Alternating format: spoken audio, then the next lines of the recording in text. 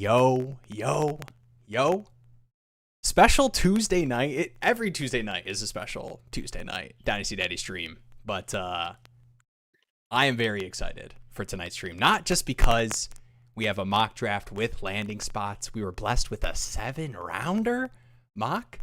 Shout out to Miller for cranking through that. And I will have landing spots on the screen during the mock. I'll post that in a second. But we also have special announcement for some work Jeremy has been doing behind the scenes. Dynasty Daddy Club saw it first. We'll get into that in a minute. But what's up, LPP and Kai? How we doing? And Jeremy, what's up with you as well? Sorry, you were third on the what's up train there. How you doing? No, it's good. I mean, I see Kai in the chat, and I don't know. Is it Mary Effin Poppins? Is that what it is? It's got to be. I know you got a killed the live auction stream draft last as well. week. Yes, and I will say, that was one of our best performing lives. Maybe people want to see auction. Maybe that's what the people want. But yeah, no, I mean, I've been grinding, been kind of shadow dropped 3 new trivia games on the site. So if you're a trivia junkie, that's definitely something that's fun. And obviously, we got some big stuff that I busted out the OBS for. I was like, I'm going to screen record some things. Yeah. And if you're in the Dynasty Daddy Club Patreon, you have been getting some screenshots here and there of some of the work in progress of some exciting new features that we will be rolling out soon. It's going to be very close. Like I'm so close, and then I'm like, ooh, I should add this one extra thing. Oh, I should do this one thing, and then it becomes this giant thing. Yeah. But I don't know. I mean, I think it's exciting. It's one of the biggest updates. Like, there's been a lot of big updates and features, but this is one of the biggest updates that touches how people are going to interact with the site. And hopefully, like Mary F. and Poppin said, there's definitely some feature creep here. I still have a list. I forced myself to write a list of like, I need to do this. I need to do this. Maybe I deprioritize this. But yeah, I mean, there's a lot of feature creep. But it's a good type of creep, not the bad type of creep. Yeah. And you'll get to see some of that and probably get to use it within the next week or so. We're teasing it. I'm gonna show the features, the OBS screen recordings that I got from Jeremy, fresh off the press, fresh off the Google Drive folder. I'll be sharing those in a second. Real quick, I see what is good. Fantasy Meatball. Good evening, daddies. Jeremy and Will. How do I get a mock draft with you guys? I'm gonna click over here to. This is what we're going to be looking at. So I will have I'll probably do 2 rounds at a time so it doesn't get too crowded. If you guys want to get crazy, you can go to Matt Miller, ESPN 7-round mock. Maybe I'll post the link in the chat alongside this mock draft link. But what I'm going to do is I'll post the link in a second and you guys can join and get some spots in here. Jeremy, I haven't posted for him. So be quick on those fingers. I know, I keep looking. I was like, I'm gonna blast the Discord, and I was like, well, I'll wait for the link, and then I realized I also don't have the link, so I'm with you, everyone in chat right now, waiting to see how do we get in this mock draft. Yes, there will be a link that will be posted, but what I'll do is I'll gray out the names to some production quality. We like to improve the production here on the Dynasty Daddy live stream, so I'll be graying out the names as we're going through it. But yeah, I'll post it right here while I switch over to the screen, and then we'll take a look at some of these features that I've been teasing. All right, here is the mock draft. Bang. Just posted in the chat. I will pin this as well. So click in there. I imagine if we have enough people that are interested, we'll be hitting a couple of these since I think it's a really good exercise to do these mocks and getting 7 rounds. If we're doing a 4-round rookie mock, getting to go through all the prospects that get the, unexpected draft capital, either worse or better than expected based off of profiles is something that happens every year. And it's a good and fun exercise. But, all right. Can I show? I will say Kai was asking Discord. Discord gets first priority. No, the chat gets first priority. If you show up on time, we'll make sure to get you in. Usually the Discord is to just kind of push it over the top. Get a couple of those. I'm gonna have to say no auction. Yeah. Please join. It's not scary, but yeah, definitely. If you're in chat, want to join, hop in now. We'll get this thing going throughout the show. And we'll. I'm gonna click over to the features in a second. But what's up, Justin? Evening, gents. Is Romeo Dubs a hold or sell I think pretty interesting considering. I don't know if you saw. We've got the coaches meetings. Obviously, you get some interviews and buzz that comes from those. You get some of the classic coach speak. Vrabel being asked about AJ Brown, responding with we're going to do whatever improves the roster. But I don't know. You have any thoughts on Dubs? Is he just going to be kind of Matt Collins plus for the Pats this year? No, I mean, I think he should be a little bit better. I mean, we also got to think there's a lack of Diggs. Not that Diggs was a consistent force, but yeah, I do think everyone wants this AJ Brown situation to work out, but I also do remember hearing and reading about like AJ Brown and Vrabel aren't like buddy. So I could also see it being like, let's take the cheaper option and just kind of roll with that. I know we talked about the Elijah Moore signing to the Eagles and the Hollywood Brown. I know Elijah Moore and AJ Brown are very close. So I think AJ Brown might be stuck in terms of like they're trying to keep him in Philadelphia. And if I was the Patriots, I'd probably be looking at the draft, if anything, to potentially bring in someone, whether it's a, Jordan Tyson, depending on how his injury concerns are, like maybe he falls far enough that they could trade up and get him, or someone like an Omar Cooper if they want to kind of. From what I've seen, you might have to trade up to get him. But yeah, I think there's enough in the draft that should be interesting. Yeah, we talked about it a lot too. I do think that the second tier, I mean, second tier is kind of a tough range, but I think it's a pretty deep wide receiver class where I think the same thing we've talked about with deep running back classes in the past where, teams, maybe we're not seeing a ton of receivers go in the early second, and it's, a lot of the guys that we had pegged as late first, early second guys just end up following because, teams like a handful, and they think Antonio Williams will fall to them. So I'm just excited that Dobbs, not that Dobbs going from the Patriots or the Packers to the Patriots, it's not like he's going to an offense that consolidates targets much more than the Packers. But I'm hoping that we see an offense where it's like, okay, Dobbs is going to have a much more consistent workload versus the Packers, where it's like, hey, there's like 8 guys that could catch the ball. Like we'll just invent some guy named Wicks that all of a sudden is potentially better than everyone.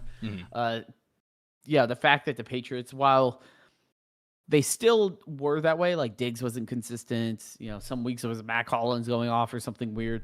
I do imagine it's going to be a little bit more consolidated now that they've spent on Dobbs and are trying to kind of build that up a little bit more. Yeah. Versus what they had last year, which was, like I know Patriots fans, you enjoyed the run. You had a great run, but the offense certainly had its flaws outside of Drake May, going hero mode and running for touchdowns and stuff. The wide receivers on the team and the offensive line ultimately kind of did y'all in when you needed it most. So I'm excited to actually say, like, let's try to address this, even if it's not the most flashy names. I think Dobbs is kind of not in the same prototype, but same perception in terms of vibes, like the market vibes of like a Jacoby Myers. But Dobbs always produces and does well. So I'm hoping that this is kind of a step up in terms of the workload that we see from him. Yeah, I think like if I have to answer the question like buy, sell, hold type beat, you get the trade questions coming in. I do think that these kind of receivers in this range,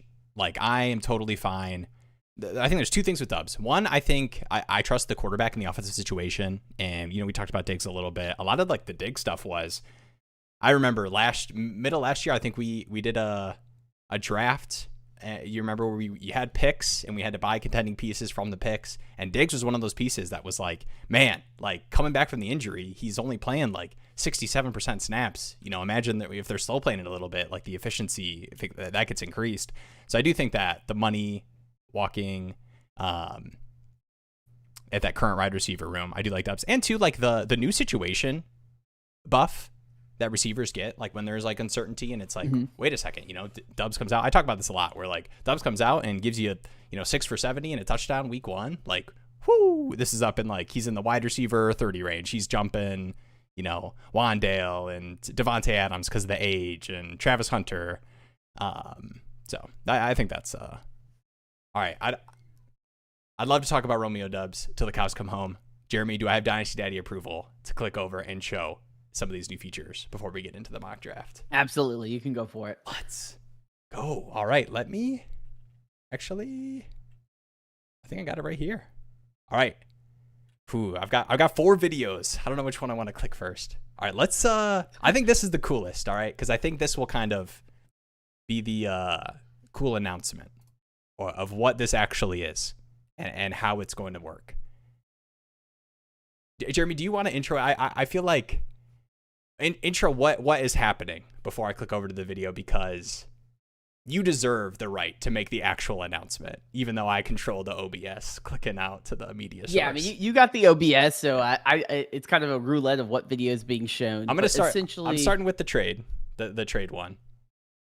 Okay, but essentially, what I've been looking into is being able to, you can send a code to Sleeper, similar to how you do for like logging into your ESPN leagues or something, and then link it to your account. Or if you don't even want to link it to your account, I've made a way to where you can link your auth in your browser, and then when you close it, it's gone. You know, it doesn't save the information. But essentially what it can do is pull things that are a little bit more tied to your personal account, and also give you the ability to write back to Sleeper. Which, what does that mean? Is it means through Dynasty Daddy, while you're building a trade or using a trade finder, or, you know, looking on the waiver wire, you can just click claim or send trade through Dynasty Daddy, and it will send it through on Sleeper. So now you don't have to deal with all the weird Sleeper quirks, especially when it's, you know, Sunday trying to set lineups, because that's something I'm looking into as well, as being able to just optimize your lineup right away. But that's kind of what the idea here is, to be able to.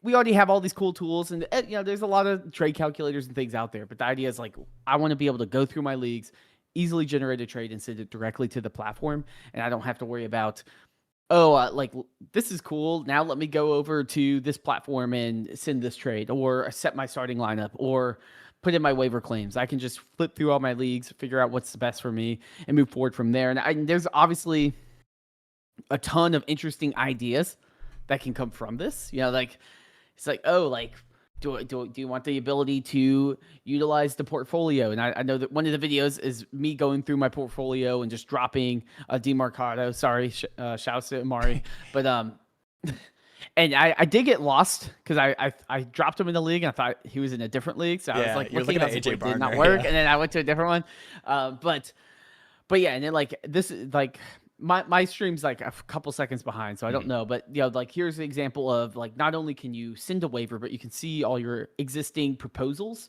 from the ones you've sent to the ones sent to you, as well as your waivers. And you can modify if you want to say, I want to put 10 fab on this, or you want to say, hey, I want to counter offer this trade. Not only will it build a new trade, and you can click it, and it will take you right to the trade calculator to make whatever modifications you want. When you click send, it will be a counter through the website. So when you go to Sleeper, it will be like, like, he countered my offer.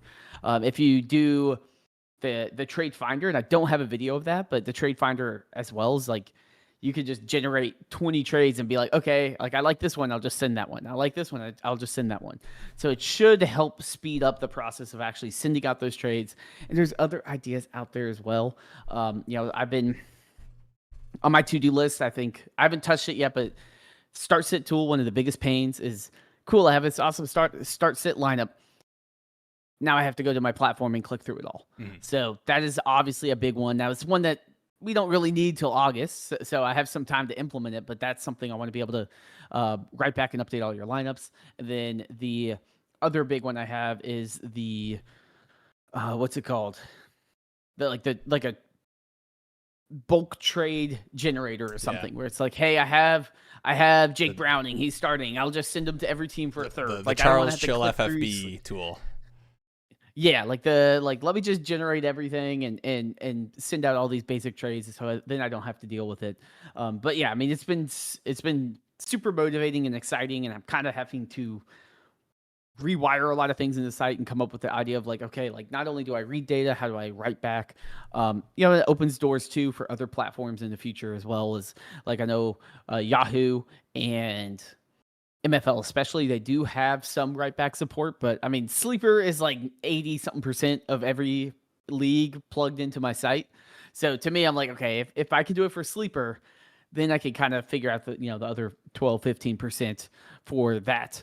But I do think it's exciting to actually have it directly integrate with everything, and just is going to make it so much easier to manage all your rosters, because I'm not always the best. I'm not always the best to staying on top of my rosters, and now it's going to be so much easier to see what my pending trades are and respond to these trades and all that stuff. Yeah, no, this is, I mean, I've sent Jeremy like 7 different text messages of how sick this like sleeper integration stuff is going to be. Like the trade stuff, activity board, like Dynasty Daddy, being the like, all right, I'm not trying to get too marketing brained on this. I was about to use the phrase one-stop shop, but like being able to like utilize the platform, how we use it, and not have to be going back and forth and dealing with all the sleeper quirks. And like too, not even just the back and forth thing, but Dynasty, the big part of it is a bunch of us are in like, 15, 20 leagues that we're managing and having to click through the sleeper app. And, that's what I loved about Dynasty Daddy initially, was being able to click through all my different leagues really easily and get a feel for like the rest of the teams. This is what I started using it for and used it for consistently. And this is just like, oh guys, I've done no work on this at all other than downloading the MP4s and putting it in OBS. But I am so pumped. This is sick. Round of applause in the chat and from me for Jeremy, all the work on this. This is sick. Yeah, no, I mean, I'm super excited for it, and it's coming along. I've been making a ton of progress on it the past 2 days. Honestly, I was at the in-laws over the weekend, so not as much work on that, but coming back and actually being like fresh brain, let's knock out some of this stuff. And a lot of it is like the polishing around the edge, or okay, what happens if weird edge cases of like what happens if your token expires or something like that. Yeah. So I'm like, I have boring stuff to do, but a lot of the cool stuff is already there. Yeah. I think you're like promising to, cover any lost winnings from, trades or starts that didn't go through your platform. We're working through the details on that. We'll get some legal. Yeah, that is on the list as a disclaimer of like, hey, if you are using a separate site, so there's I'm not liable to your $20 buy-in league if you trade Justin Jefferson for a 3rd round pick or something crazy. Yeah. All right, Kai with a good shout out here. 10 people in the stream joined the mock. It should be pinned. This is the sleeper link to this mock draft. We are going to be using, like I mentioned, Miller's 7-round mock that was just posted yesterday. I think you just posted. So get in here. I'll have the landing spots up on screen. This is going to be, don't worry guys, it's not auction. Okay, we are doing a normal rookie. It's not auction. It's it is cheating if you use the Dynasty Daddy live draft tool for the mock, but that's what it's for, This is okay to cheat. I will never get mad at someone using my site, so go for it. Oh, dude, the 5th spot to snipe me, dang. All right, I'm gonna leave this up for a minute because we're getting pretty close. We got 6 spots here, and you guys can take a look too. You can look at some of the landing spots while we're going through some of these. There we go. Yeah, some of these I'll click through some of them before we get the mock started. But yeah, some of these landing spots are interessante to say the least. All right. Did I miss? I think I got all the trades. Okay. Non-tight end premium. Tyler Warren for BTJ, Kelsey, and a 27 second. Ooh, no tight end premium. No tight end premium. Am I crazy for taking the Kelsey side here? I think you're crazy for calling it the Kelsey side, but no, I don't think you're crazy. Is that crazy? I think that's the crazy part of it. No, I love Tyler Warren, but yeah, I mean, BTJ is like a Dunkin' Donut. Like it's just empty calories. Like you're paying up a price for someone that might score 4 points per game or something terrible. I think that's. But to me, I'm like, I don't know if Warren's going to outscore Kelsey. So I'm like, I think that's fine for me to take the risk here. Yeah. Especially in non-tight end premium league, it's like, oh, if Warren is top 5, it doesn't really matter. He has to be Brock Bowers for me to miss him. Yeah, I do like Warren, but I think you could swap BTJ. Like BTJ has the gross stink like when you're just looking at expectations heading into last season. But if you think about like purely what is happening in this deal, like if you swap the BTJ name for any other name, we'll click over here. I was already on the wide receiver page, except now it's a little awkward because I got the random landing spots. But like swap BTJ for anyone in this range, like no matter how much you hate Brian. Wait, where is this man? Oh, how far have we fallen here? Or am I blind? You're gonna have to Brian Thomas. scroll pretty far. I was looking for the junior. That's my bad. I mean, you swap him for, obviously Burden, and maybe Burden ends up swapping with some of this Ben Johnson hype, but like you swap him for AJ Brown, T Higgins, Zay Flowers, Smith, Waddle. I think we're probably even quicker to react to that side. It's just the BTJ stink that makes you not want to do that swap. Non-tight end premium, I'm taking that side. Point I agree. 0.5, you're going Tyler Warren, though. You just get a little juice. No, I think it would have to be. Oh, okay. I think it needs to be 0.75 or more for me to really be like, like I think Kelsey will be all right. Like I don't need him to be amazing, but that's fair. I think he'll be fine. And then I'll take a risk on a BTJ and a second. Like there's just so much value on that side, and I can find Kelsey retires next year or whatever. Yeah, I can find something like I'm not going to miss a tight end unless the format dictates, hey, a difference-making tight end like Tyler Warren is actually impactful. Yeah. All right, that's fair. I might take the Warren side in the 0.5, but that's kind of I like Warren, but it's probably similar type of deal if you actually look at the war. How much 0.5 actually matters. I got a question for you, Will. When is the mock auction? Oh man. When is the mock auction, man? I feel bad because shout out to Diaz. And actually I didn't bring up where we're at with the Dynasty Daddy March Madness bracket. I have been obviously dominating. We all know I've been in first place for a while. But someone has to knock him off. Come on. But Duke throwing away that game. I had Duke Michigan as my championship matchup. So now I think Jeremy, if Arizona wins, you're actually the winner. If it's Michigan, Illinois, and Michigan wins, I am the winner. And then there's a handful of. I think that's pretty much it. Sorry, Diaz, about Purdue. Unfortunate. But yeah. Me, you, and then I think shout out to Wen Bilson, who I'm in a league with, a different league. His team, he has Michigan winning, but he has UConn in the championship. So I believe if it's UConn, Michigan, and Michigan wins, then he is the victor. I had somebody DM me before the Duke game and was like, hey, what are you guys going to do if you win the thing? Like, this is a giveaway for your Discord community. Like, what's going on with that? And I was like, I've been making jokes that I'm going to make Jeremy pay for mine. And I'm not going to put you on the spot. I'm not going to do a morality check on you on stream. But I imagine morality check. Maybe they only get 2 years buy-in if we give it to second place. I don't know. They don't get the full giveaway for not winning. It's only a potential of what, $100 or $350 now. Potential 350 giveaway is pretty solid. Yeah, we'll have to figure that out because I don't know. Dynasty Daddy talking heads seem to be we know ball. We know some March Madness. We got stay tuned. Thursday nights, 9 p.m. College basketball stream starting up. College basketball player props. We're going all off season. We're gonna do. Wait till you hear my Will Wade take. Oh jeez, it's been a week. I've been hearing the Will Wade takes in the sleeper chats. All right, we are. All right, let's go, Kai. We're getting closer. 2, 3. We are 5 spots away. That took me way too. Oh, let's go. Heck yeah, just saw that. All right, we are 5 spots away.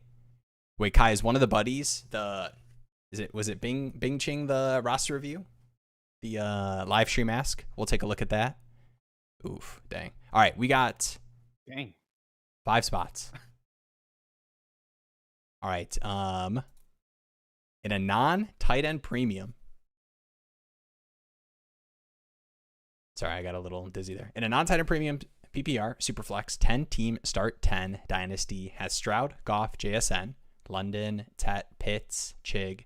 Traded May, Kincaid, and Worthy for the 106, 301, 2027 early to mid first. Purdy and Ollie Gordon. Ooh, actually, Meepo, I saw this one in Charlie Daddy and agree with I think it was Diaz and Scott had responded. I liked your side before I knew it was an early to mid 27 first. Like getting the 106 bet. It is a 10 by 10, like slightly shallower, but Purdy, tear down from May to Purdy. 106. Well, I think like early. to like 10 by 10, quarterback's not going to matter as much. Yeah. And so you're sitting here saying, okay, is May going to be Josh Allen? Because if he is Josh Allen, then he still does matter in a 10-team Superflex. But if he isn't Josh Allen, and if he's more of a, trying to think of any quarter, like a Jalen Hurts. Like Jalen Hurts still has mattered for fantasy, but in a 10-team Superflex, it's not can't miss. Yeah. And the fact that you're saying, like, let me just load up on like a bunch of potential high-quality players. Now, I mean, the 106 is kind of that weird range, especially in non-tight end premium. You're looking at, Bay or maybe Omar Cooper or KC Concepcion or whoever is kind of in that range. But that early to mid first plus Purdy is probably worth taking the bet here, especially when it's like Kincaid, Worthy in a 10-team Superflex are not going to be.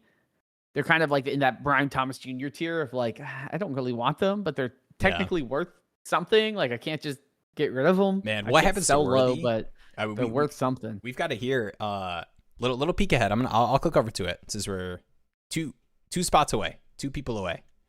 But we got Jeremy Bernard going to the Chiefs, and I've seen that mocked a decent amount. The Chiefs taking a wide receiver. Man, what happens to Worthy? Just perceived value where he's at right now. If we get it is Jeremy, right? I just end up saying it fast. I'm pretty bad with player names, but I try to give the respect, especially as a Dynasty yapper, to at least look up how it's been pronounced. But sometimes I get tripped by that. Kyle Manungai did me in for a while. Kyle Manungai did me in. Honestly, I'm doing pretty good in this class so far. I know we figured out Stowers. Who's been my worst one? I say toughest name is. Sometimes I say like Brazzle. I'll say Brazzle Dazzle. Jeremy. And do a little nickname. Oh, this is interesting. You're getting cute with it. Ollie, so I can trade right Ollie and Pitts for Jacobs. Non-tight end premium too. And that was the other side of this that I didn't even get to, was the Kincaid aspect of it. Man, like Kincaid in a non-tight end premium and a 10 by 10, like who cares, Yeah, I mean in a normal, if it was 12-team, 14-team, like you're still not caring in a non-tight end premium. Like it's just an expensive tight end. Yeah, like it doesn't matter. Like you can get the Chig, you can always get Hunter Henry, who will be like tight end 7, and you're like, cool. Like I'll just live and die by if he catches a touchdown or not. So I mean, I think that's good. I mean, Mary F. and Poppins, sell Worthy while you can. I agree, kind of. Like, I think Worthy didn't really take that step forward we wanted to see, but I think he is kind of if you put him in a good situation, he'll thrive. But if he's in a bad spot, like, I think he can't be the offense, but, like, if he's in a functioning offense with Mahomes healthy and, like, Kelsey and Rice and, like, every, running game, assume they figure it out, like, with Kenneth Walker, it's like, oh, Worthy could be that guy. Yeah. What's up? No, I just saw we're one person away. But yeah. I mean, like Worthy for what he is, like I thought I was like, did I miss a headline or something? Like, is something going on? No, I mean Worthy for what he is, like a field stretcher in a Mahomes offense. Like, there's always going to be some kind of buzz and excitement. But in terms of like Worthy versus Rice conversations that were happening, heading into Rice coming back, it's like, yeah, it's like, okay, we know Rice is the answer, and even though. Like, I think Rice last year had that hot streak in the beginning, but, like, a lot of it is kind of, like, engineered. It's, like, kind of training wheel catches where it's like, oh, like, we are making sure you're involved in the offense. So I'm not even necessarily as confident in Rice when he's on the field. Now, obviously, with all the stuff going on with him off the field, his value's depressed. But I think he's a perfect sell if he comes back and has 9 catches, 100 yards, a touchdown. I'm like, okay, now let's flip him because I don't want to deal with that roller coaster anymore. Let's go. Shout out to Kai. We are full. Dynasty Jake too coming in. Oh, where's the what's up, boys? Go Panthers. Yeah, what's up, boys? Go Panthers. Let's go. Hornets are back in it. We're gonna sweep the Pistons. Get time out there. Real quick, I am in the fantasy basketball. This is okay. I can't do this. We got to start the stream. I'll refer to this in a minute. All right, we are going to start the mock draft. I'm going to be graying out the names. You'll see this is Matt Miller's 7th round mock. The first and second round is on the screen right now. As you know, the first round gets picked through, I will show second round, third round, and I'll show 2 rounds at a time. Feel free to get quirky. Go ahead to players taken in the 4th and 5th. Like, call your spots. Take your picks. Let's rip it. 60 seconds on the clock. Bing, ching, FC. You're on the clock, and we'll be taking a look at your. I believe Kai referred to it as a donation team over the past couple of years. So we will be taking a look.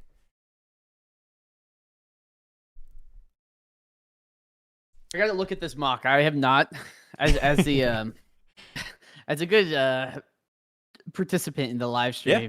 I'm like, I haven't looked at any of the mock drafts. So honestly, anything's jumping out to me. It's probably the Kenyon Sadiq at 14. I do like the landing spot with the Ravens. Yeah, but going that high would be impressive. I think it's probably. I mean, you get like obviously Boston, KC after Cooper there at the start of the second round. Cooper's been a big riser. Handful.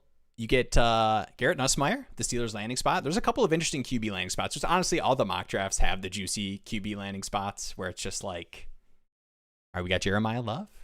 I don't know. Okay, come on, Will, you got this. Jeremiah Love, Cardinal Tate off the board. Tate at the 102. First 2 picks there. And we get Mekhi Lemon. Super flex, right? Yeah, okay. That's a good. I mean, the Dolphins landing spot for receiver is going to be so exciting, even if people aren't excited about Malik Willis in terms of just vacated targets. I can't say that I think Lemon is a better Mendoza at the 106. Yeah, unless you get crazy with it. I like Cooper, and I could see myself talking into if we get like a KC. Oh, come on, here we go. Here we go. I just wanted more time to talk about my pick. I love talking. Everyone knows that.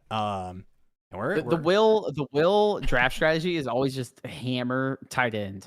Like whenever it's a mock draft, he's like, I'm just going to take all the tight ends. All right. And that is the first round cleared out, which I think is, if these were the landing spots, it would be pretty surprising. I mean, do you think anyone would take KC Giants or Boston Raiders over Bills Cooper just with DJ Moore there if this is how it played out?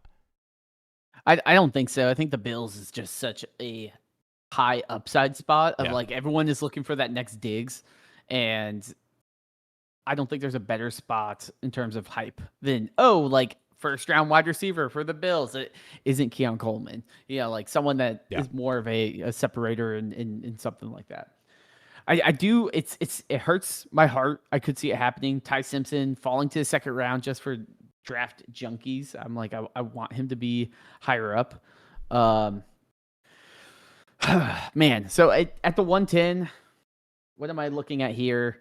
I think in full tight end premium, like we have, I'm just going to go Stowers. There's not a ton of passing options for the Dolphins. Second round draft capital.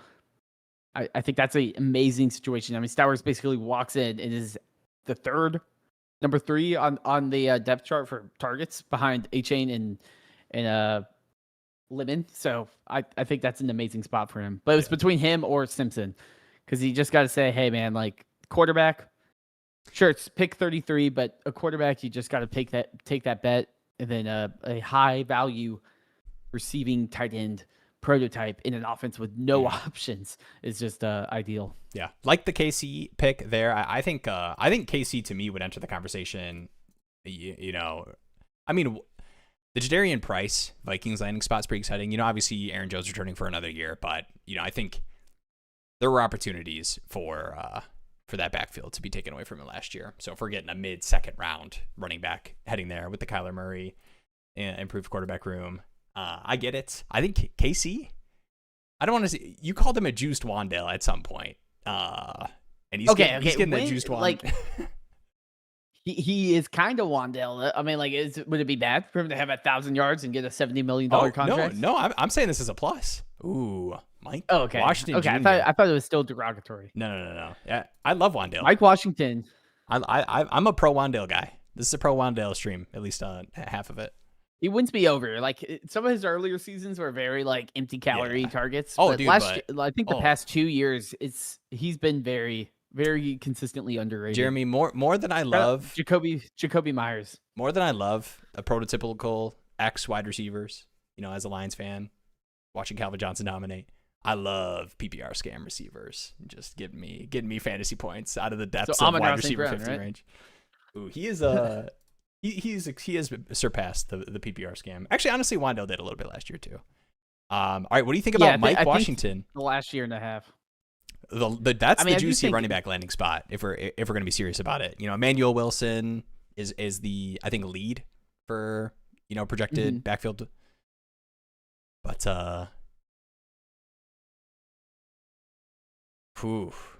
I don't think it's a bad spot. I don't think, like, I think that's probably the most interesting spot, and especially with the combine results he had, like the hype is going to be off the charts for Mike Washington. So I think, especially in that range, like, what's the difference between 60 and 45? It's not huge. Yeah. So I don't mind him taking that. Like, once you get to this range, you're starting to think, okay, what narratives can you paint if I need to sell this player, or, vice versa, hold on to them for a long time. Yeah.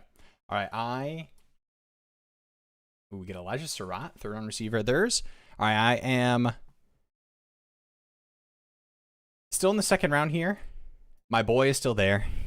Antonio Williams gets the Eagles landing spot. I think it would be hard for me to make that pick, just in terms of expectations, excitement, hype for. You got to go for your boy, but Antonio Williams. Come on. You know who else is there?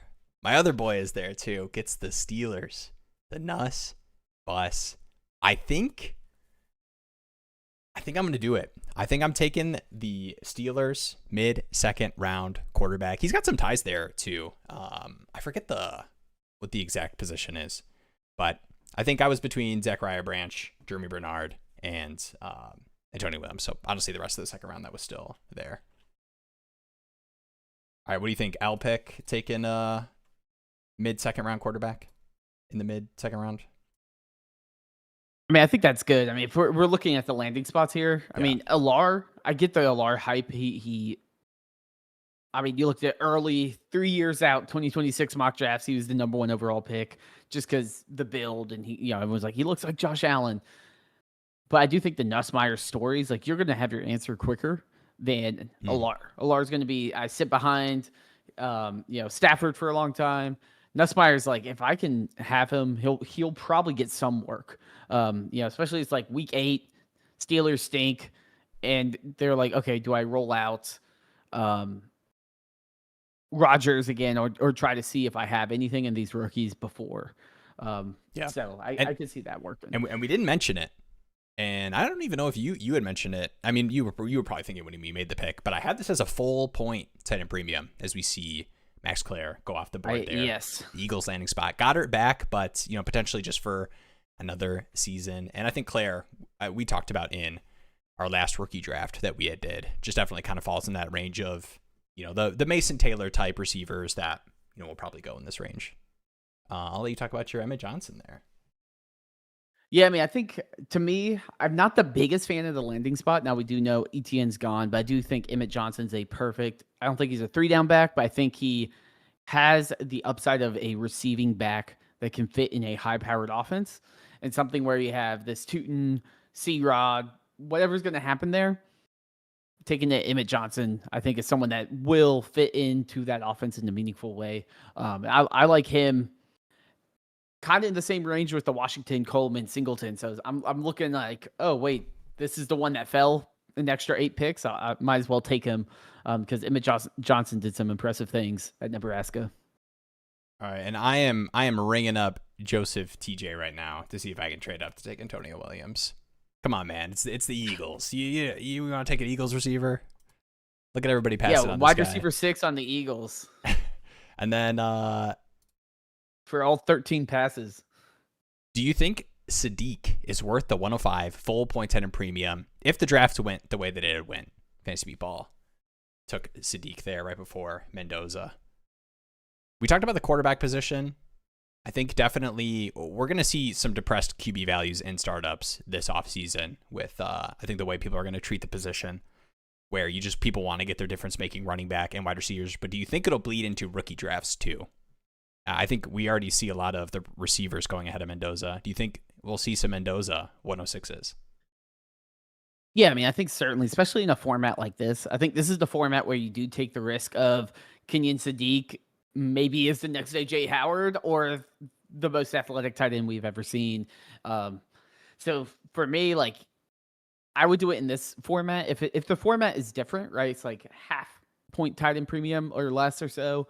Then I'm certainly taking Mendoza just because the value of having even a quarterback that's like a Bryce Young caliber quarterback, just having a guy that's starting, and I always have that security I want. And we see the issue with the rookie quarterbacks is it's hard for them to really come out year one and just be amazing. You know, like CJ Stroud was really good, but even then he was like QB8. And we had Jaden Daniels, which was phenomenal, but a lot of that was the rushing upside, and that's certainly inconsistent when you have a team that kind of weirdly built a win now defense because their defense was like 38 years old or whatever. Yeah. So I doubt Mendoza is going to come in and light the world on fire. I do think it'll be like QB 17 or something. And you're like, okay, like that was a good year. There's some things to build off of. Now, do I want to take that or take the upside of a Tyson Lemon, Tate, or a Sadiq in a high tight end premium? I probably lean that way. Yep. Man, the auto picks honestly are not frustrating me, other than having to find what round Michael Trigg ended up going. I know. I'm like, I don't know. Ooh, I'm like, where did Roush? Justin Jolie go? Honestly, what's I did interesting, think about Roush. I like Roush, all right, especially if he gets higher draft capital. Yeah. Like if he gets third round draft capital. I Shouts am to Dude Crushed. when I get the fourth round pulled up here, I do want to show, I think, my favorite tight end sleeper, and we'll see. I might take him here if we get if I get sniped on my Antonio Williams. It's funny me mentioning that as Fantasy Meatball earlier in the stream talked about choosing the pick right before me, so he could snipe me on all my picks. But I mean, I think this is a pretty far fall for. I mean, guys. All right, we get Club Nick there. All right, I can't take my guy, but I'll time this out. I'll take my Antonio Williams. I know, I get it. Nobody likes the landing spot. That's fine. But I'll get this set up. This is good production quality, guys. You'll understand when you have your own Dynasty live streams when you're older. Not me. But the other name I was debating, how about Oscar Delp? Georgia tight end going to the Chiefs there in the fourth round. I think the Chiefs tight end landing spot is pretty juicy, and I think he's one of those prospects that at times in the college football season, I think people, saw glimpses of Georgia hyper athletic tight end. I'm not going to invoke the name Brock Bowers, but yeah, I mean, I think it's a good spot. I mean, certainly too with like Eric Gray, who's been there forever and hasn't really become that guy to replace Kelsey. It's like, hey, we know that spot can be valuable. Like, obviously, it won't be Kelsey, but it could be at least a viable option in a double tight end premium. All right, this is. I have to interrupt the stream. Dynasty Jake. This made me think of something. I have a daughter. I don't know if I talk about that a lot. She's very cute and very funny. She just turned 5, and we're hanging out, me and a couple of her friends, and we're talking about how old we all are because she just had her birthday, and they were like, "Oh, Will, how old are you?" And I was like, "Oh, I'm 29." And then my daughter turns to her friends and says, "Don't call him fat or he'll get sad." Just totally out of the blue. And I think she correlates like age to like height and weight. Like as you get older, you get larger. Because we talk about how like big you're getting. Oh, you're getting so big. That just cracked me up. Dude, she kind of gave up on Bluey. I love Bluey. I want to keep watching Bluey. I want this to be a pro Bluey household. But she was a bingo girl, as was I. I'm a bingo girl, is what I'm saying. There we go. I would have taken Williams if it wasn't super flex. Yeah, I kind of get it. Oh, I got to do a better job of crossing these names out, telling my 5-year-old stories. Wait, who's your favorite Bluey character? Mary F. and Poppins. All right, Klubnik went. Where is that? QB6, right? Wait, where did Klubnik go? Oh, Klubnik went Cowboys, QB8. Okay. All right, I'm getting tripped up a little bit. All right, we got Burks here. You know what? We're talking super flex. We're talking about what matters for quarterbacks, which is upside, right? Rushing upside. I'm getting crazy in this late third because what else is there to do? He's doing it. Cole Payton. Big dart throw, but he has tremendous rushing upside that could be utilized at the next level. So in the late third, in a super flex league, I don't mind stashing a taxi player that could get some steam. I've heard some buzz that people have been hyping him up a little bit, so might as well take a shot there. We get Katron Allen there off the board. That is the Steelers in the 5th round. Yeah, I think the Cole Payton, when you hit the late 3rd, early 4th, I think these like QB shots of like situations and I think he very much is the perfect, maybe not Eagles. I mean, maybe Eagles pick. I'm thinking about like, I'm a big Tanner McKee guy for what he is, but in terms of project quarterbacks where, you give him a couple years and there he is, Oscar Delp off the board. Great pick. Full point tight end premium. There's a couple other tight ends too. I wouldn't mind taking shots on. Justin. I don't even know if Cole Payton. Oh, Cole Payton did get picked. Okay, I was like, I don't even know where he got picked. oh yeah. In this draft. Well, yeah, I have the stream. It's slightly behind, so I'm like, ooh, like once you update the round, I'm like, okay, now I got some more players to mess around with. I thought at first for a half a second you were like, you didn't realize who picked Cole Payton in this draft, and I was about to say, Jeremy, that was you. You just talked about him a little bit. You're like, oh no, he's lost it. Royer there, I think it's the Jets. Yeah, okay. I mean, I think what's the toughest part about looking at this draft, and I'll be pulling up the 5th and 6th round in a second, but these wide receiver bets get a lot less exciting when we talk about hit rates for 3rd and 4th rounders, and then you look at some of these spots, right? Like Bears, yes, no DJ Moore, but it's like Rome, Burden. You got the Rams where, Puka, Devontae Adams for another season. The Vikings with JJ and Addison. Yeah, and like in this round too, like Stribling's he's going up against like the Mumfield basket. Like he's in that basket of like those random, like you might have one good game in a year, but you're not starting them, certainly. That's the kind of range where this is where Antonio Williams goes in the mid-late 3rd, and like that's the name. I'm like, that's the guy who like is gonna make it out of here. Yeah, that's the my guy. Yeah. You know what's dumb is taking wide receivers, but Antonio Williams in the 3rd is genius. Hey, mid-second. Okay, and talk about athletic quarterbacks. Taylor Green here, who goes in the 5th round to the Commanders. And I could probably do this. Did they bring back Mariota? Let's do this. I do like the Brazzle pick. I think so, but Brazzle is he even gonna that offense should be pretty decent. And I feel like he's like probably the biggest faller because I've seen some like early 2nd projections for him before. Yeah, and he just keeps sliding down. But I think it's a little bit of the TCU effect. People just don't like the Tennessee wide receivers. Yeah. I'm with you. All right. Let's see. Is he still here? Somebody take him. I missed it. Yeah, Mariota did resign. Going to fancy meatball, hyping me up. Goes to the Broncos. And it's kind of a format pick. Oh yeah. No, true. Come on. You kind of sniped yourself. I thought you were gonna take a You get Singleton I did, to but the Texans. I think is pretty interesting. I was debating that there. I kind of made a format pick, but a year or something behind like David Montgomery. Didn't Singleton go in the second? Wait, did I miss? Oh, okay. Oh, auto draft. Okay. He went 2-3. So yeah. All right. This is the auto draft is Maybe he could have traded up. Tripping up my analysis. Okay. Ooh, Le'Veon Moss, Panthers legend. Sorry, Dynasty Jake. I know you got sniped there. All right, we get Saints tight end here.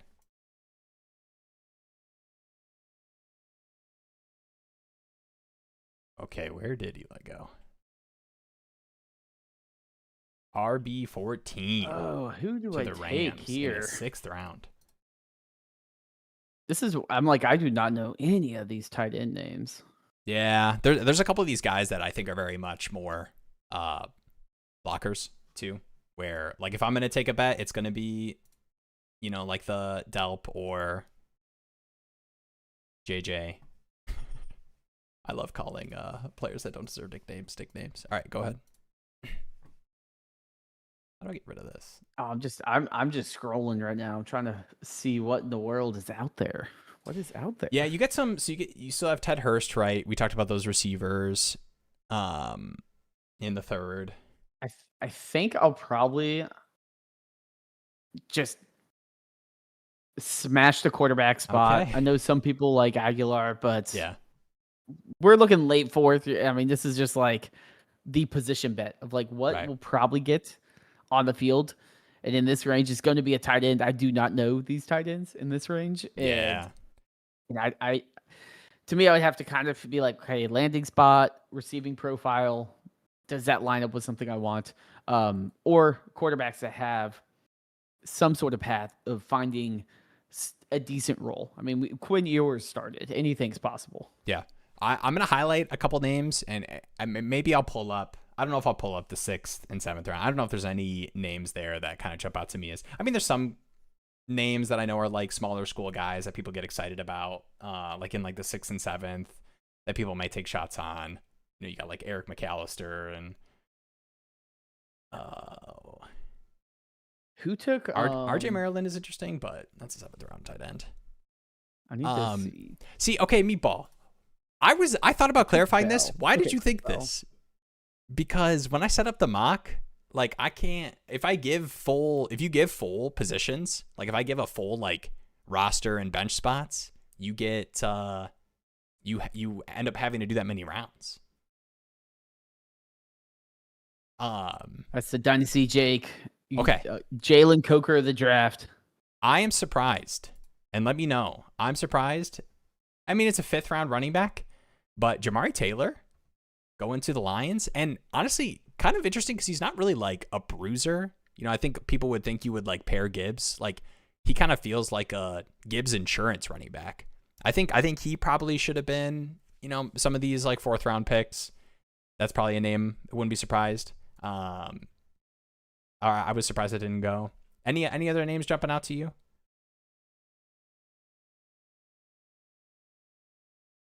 I think Jay Miller is a cool name, but I mean, yeah, I will say I Cowboys. think the wells dry up a lot quicker in this draft, right? Like last year's draft, I feel like a lot of the early 2nd round pick type bets were into the 2nd round picks in last year's draft. Yeah, where you're like, oh, I kind of hope this guy has some sort of usage.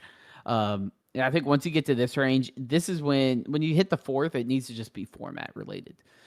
So like if I'm probably looking at, I hope I say it right, Josh Cuevas, because I do know tight end is like that security blanket for Dak. They do have Schumacher, they have Ferguson, but there's still guys that show up in different forms. So I'd probably be like, okay, like I need to look into his profile and see, is he someone that has that receiving upside? That would be interesting to me. I do like your analysis too on the RB situation in Detroit, because I've seen like what's his name? Sion Vaki? Yeah. I think. Yeah, like I've seen people hyping him up. I'm like, okay, like if people are hyping him up, then a 5th round running back rookie is someone that certainly could have a decent role in that offense. Yeah. I mean, Craig Reynolds, shout out to Craig Reynolds. I mean, he got run and work when we had, injured Monty games. So I mean, it's just kind of like the overall dynasty format. Like it is a lot more likely that you find a running back that has a role and matters for a couple games than you hit, a wide receiver that smashes and is like worth anything outside of you're trading it for a fourth in a future class because he has a interesting report come out. All right, we've got do we want to rip another one, or do we want to answer questions and hit some live stream asks? I don't know. Maybe we could do the people want to do another mock draft? I know we got this one Chief Nasty question. Let us know if you guys want to do Chef another. Nasty. Say I want to do another. And if we get like 7 or 8 people, then we'll set up another one. Chef Nasty. The 102. Let me move this puppy. The 102 and 104. I know 101 is Love and 103 is Lemon. Do I just go Mendoza, then Tate? I need a QB. I have 2 mid to late 27 first and 5 2027 seconds. Is this a pre NFL draft, rookie draft? It sounds like it. If I mean, like, we know the 101 is probably Love in all formats, Right, but for sure. if we know 103 is Lemon and you have the 102, then it's probably already gone. So do I just get Mendoza then Tate? Wait, how do I? Can I not delete and run it back? I'm a little confused here though. Is it because, like, if the 103 is Lemon, is it just what order do I like? Are you scared that Mendoza won't be available at the 104? Is that what the question is?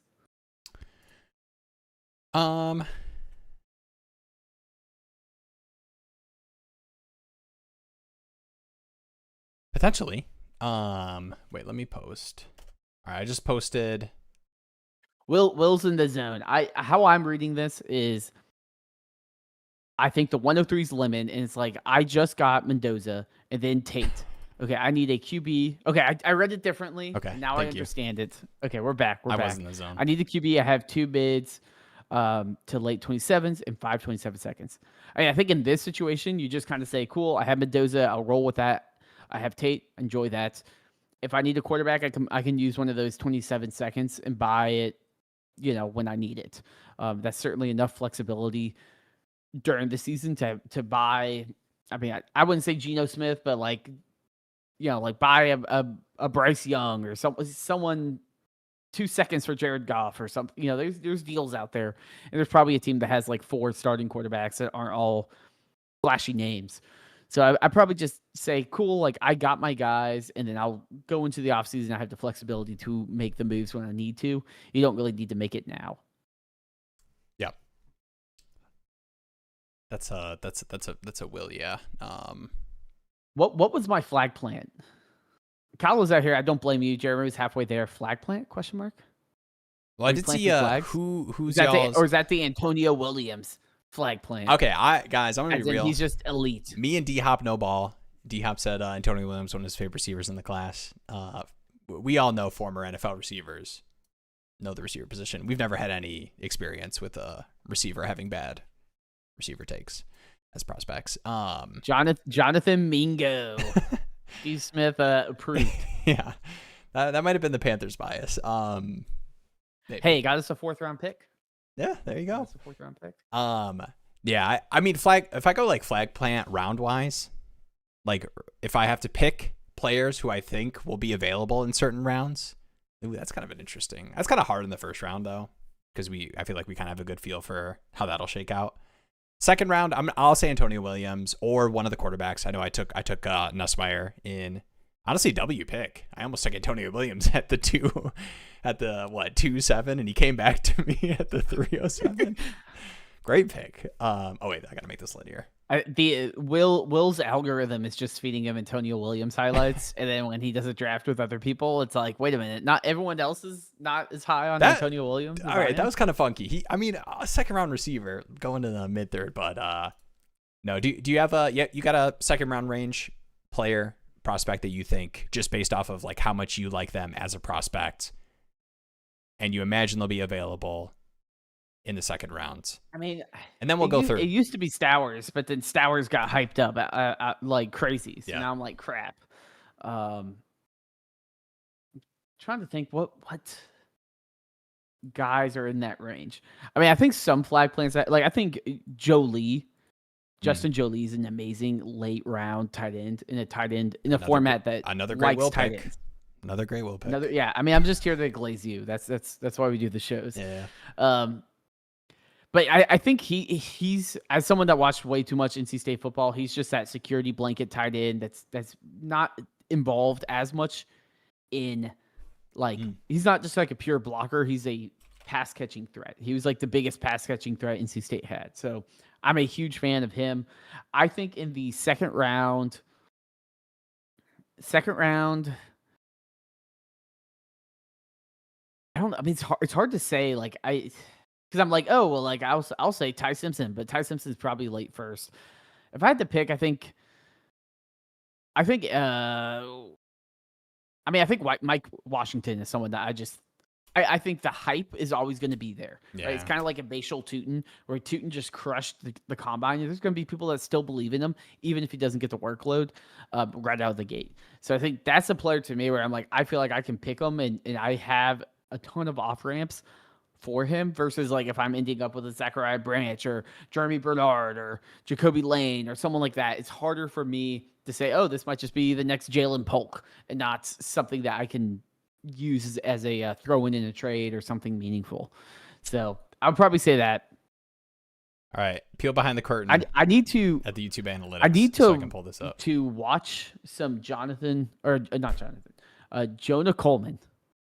because I know nothing about him. Like I just know he played for Washington, but people like him, and I'm like, I never hear anything about him. I mean, to me, what my worry is with Coleman is that I am doing the thing where I know the running back class is so weak that some of these names that people like, I mean, Mike Washington, I mean, size, speed, awesome. College production and okay.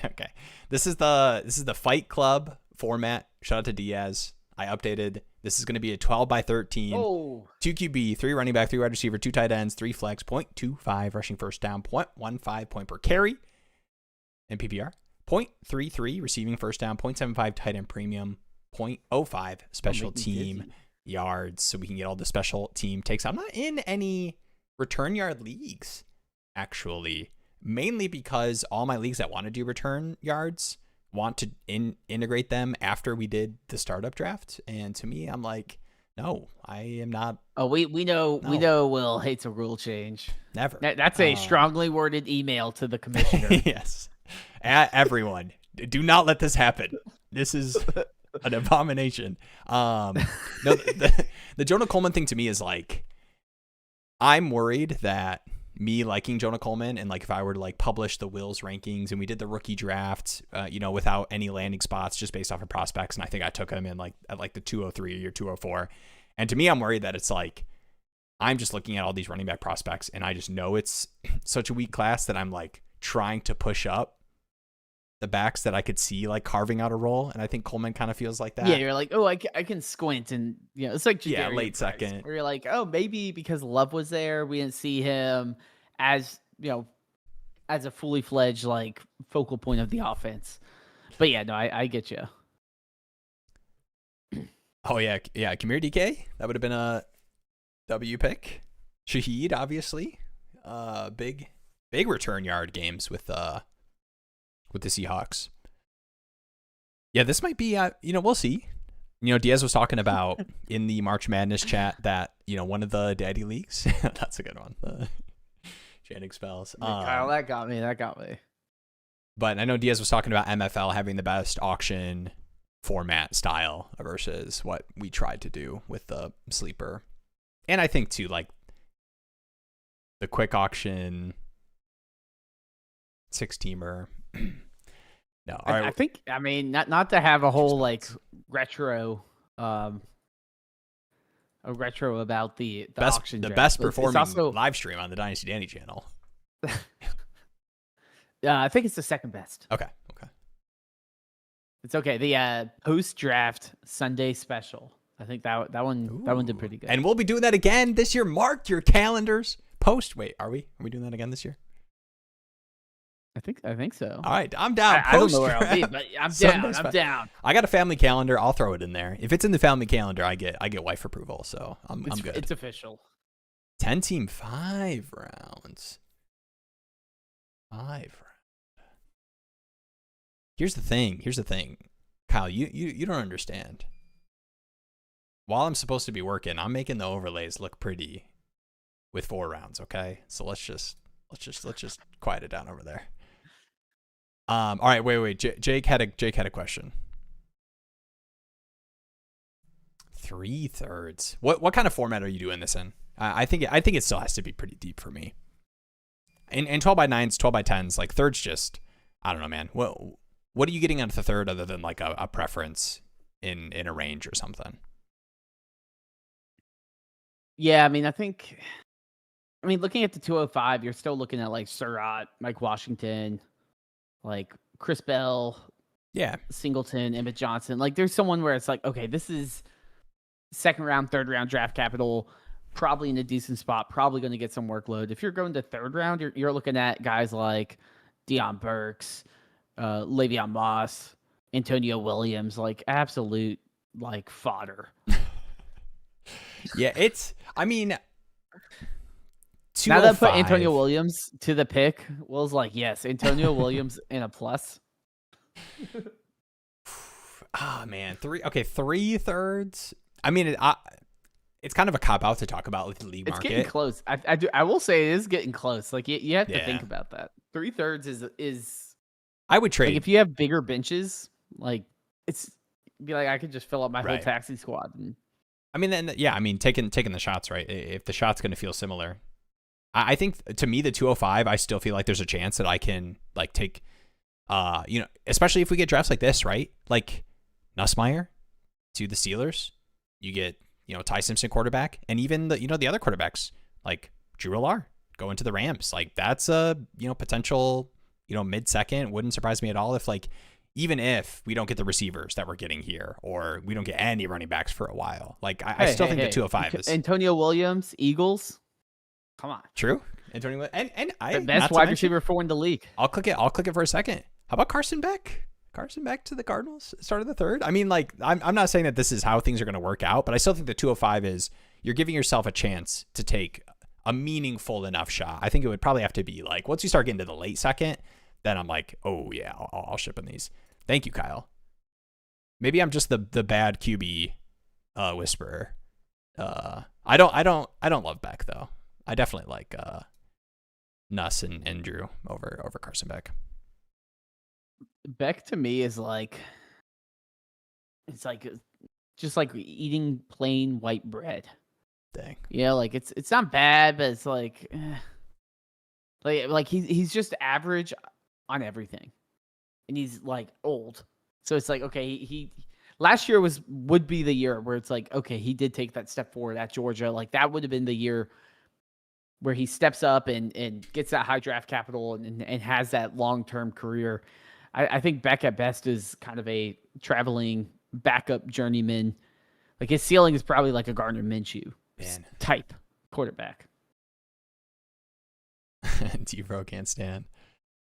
Yeah, I mean, there's dude, you put on, honestly, Nussmeier too, and I'm going to blame the injury a little bit. You put on some tape for some of these guys. There is some bad throws and some bad like mechanic stuff, and kind of like foot. But like, I will say I've watched way too much Drew Allar in my life. Everything's there. Everything is there, but I mean, the dude's decision making is just like. It's just nonstop, like, oh, I know. Why would you do that? I try not to use like the arm thing too much. I feel like that gets overplayed in terms of like arm. It's the Zach Wilson one amazing throw, and on the other side, Tyler Shuck making that one terrible throw. Malik Willis had a throw like that too. That to be good. True. Oh, what was that? Wait, was I do like Simpson though. I think Simpson's a clear quarterback too, and like I think he's worth a late first. pick. Shuck's was that the combine too? Shuck had it was like a random. I think it was a pro day, and then he was like, yeah, they told me to do like some stupid throw like afterwards, and I did it, and then that's the one that went viral, and everyone's like, oh my god, they took this guy. All right, two spots, and we're gonna do one more mock. And guys, we've got a donation roster we need to fix, and that is happening right after this mock. So if you want Kai's friend to stop donating to their Dynasty League, come on. All right, Kyle, come on, get out of here. We got the DS format. Actually, the DS format would be a 5-round mock. Let's be honest. Yeah, come on, guys. Easy Kai here. Wait, I clicked away one of your messages. How about a 6-round auction? A 16 auction. Yeah, there we go. If we don't get 2 people in here right now, we're gonna change it to a 6-team auction draft, and nobody's getting their questions answered. We're gonna fold 30-round auction. There's any QB in the draft that wows me aside from Mendoza. Yeah, and I do like Mendoza. I think he's getting a little bit of. I kind of feel bad because I think I'm talking out of both sides of my mouth because I have been pushing up the receivers ahead of Mendoza, but that's a little bit more of a QB market take in Dynasty. I think there's a little bit of a shift even in Superflex where, and it's a little bit, I think, Cam Ward induced from last season, but I think the first round receivers hitting means so much more than an average QB one season, even if I like the QB and you get the longevity. But I like Mendoza. I think a lot of the stuff that you look for with like QB hit rates for, Mendoza types, like he was very, very good. Kind of like the intermediate throw accuracy. That is like really predictive of success in the NFL. And dude, you talk about guys that got their head on straight. His head might be on too straight. He's got the Kirk Cousins drip. Yeah, exactly. We could do a 10 team. I will say I do think the Ty Simpson 10 teams. The gap between Mendoza and Ty Simpson I don't think is as big as people think. Because Simpson was going through some significant injuries. Like injuries that would put all of us out for half the year. We'd be taking all our PTO. Mm-hmm. That to me, I'm like, okay, like he lost like 30 something pounds from the medication he was on, like towards the end of the year. He had no run game. So there's flaws. I can talk myself into it. I'm never going to take Ty Simpson over Mendoza. No, absolutely not.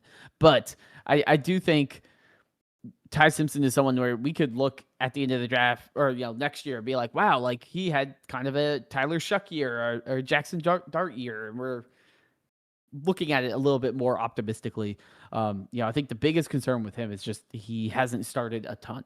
Yeah. And that's with how long he sat and he hasn't started a ton. And two, like kind of the quiet part out loud is like, if he went back to Alabama, he probably wouldn't be starting there anyway, because they got some, 5-star crazy freshmen.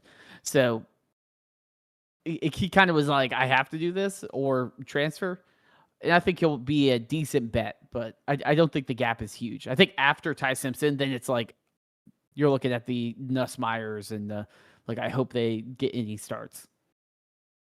All right, I'm a little dizzy. No drafting and driving, but here's the link. It kicked out 2 people when I changed it to a 10 team. I did not know that it did that.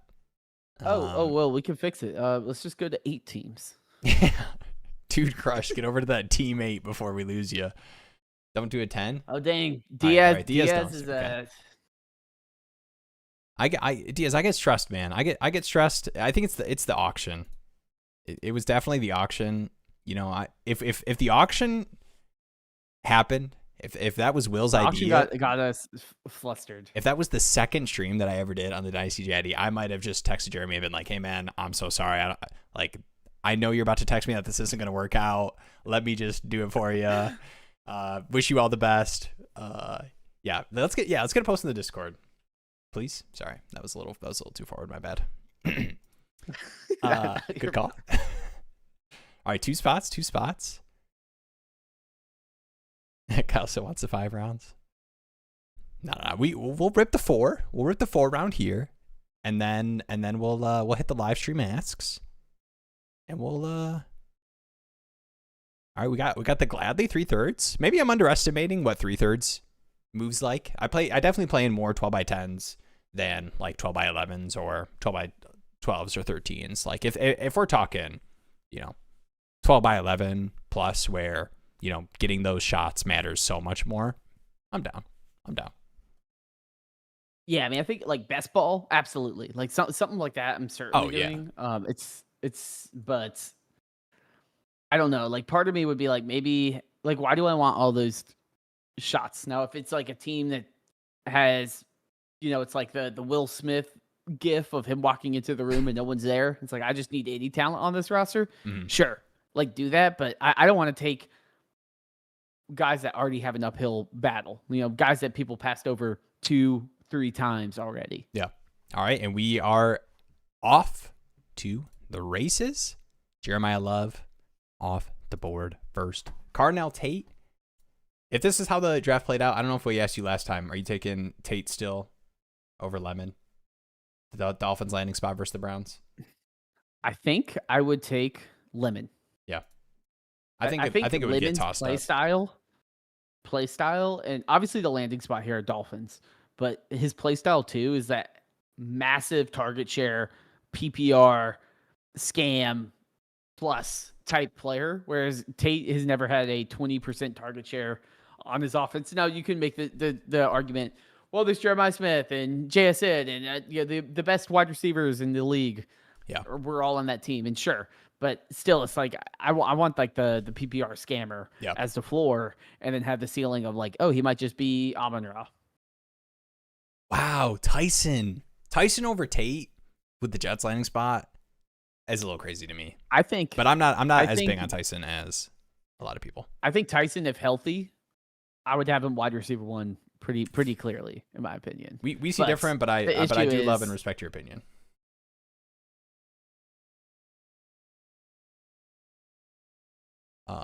Sadiq there. KC over Tyson. I was talking about KC potentially going over Cooper. I don't know if we'd see much of that if he gets an early second. I think you get the mid first receiver.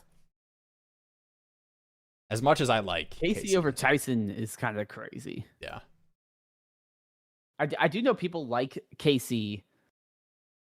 And I do think, like, after the 106, you do just have a giant fall off in terms of just, there's not consistency of, like, Jadarian Price, Omar Cooper, KC, Boston, Ty Simpson, Stowers. Like, there's so many guys in that bucket where it's like, if I'm at the 107, if I can trade back and pick up maybe if you want all your thirds, trade back to the 110 and pick up 2/3 or something. Like, like, I think that range of players is very wide. And doesn't really matter outside of the top 6. All right, I'm trying to look at this Fight Club format. I got to read this dissertation up here at the top. That's true. I got to figure that out. That's 3 running back, or maybe I don't. So the Jadarian Price is not in the conversation for me. I'm not going to Mike Washington. I don't think. The Boston. I probably still will go Boston here.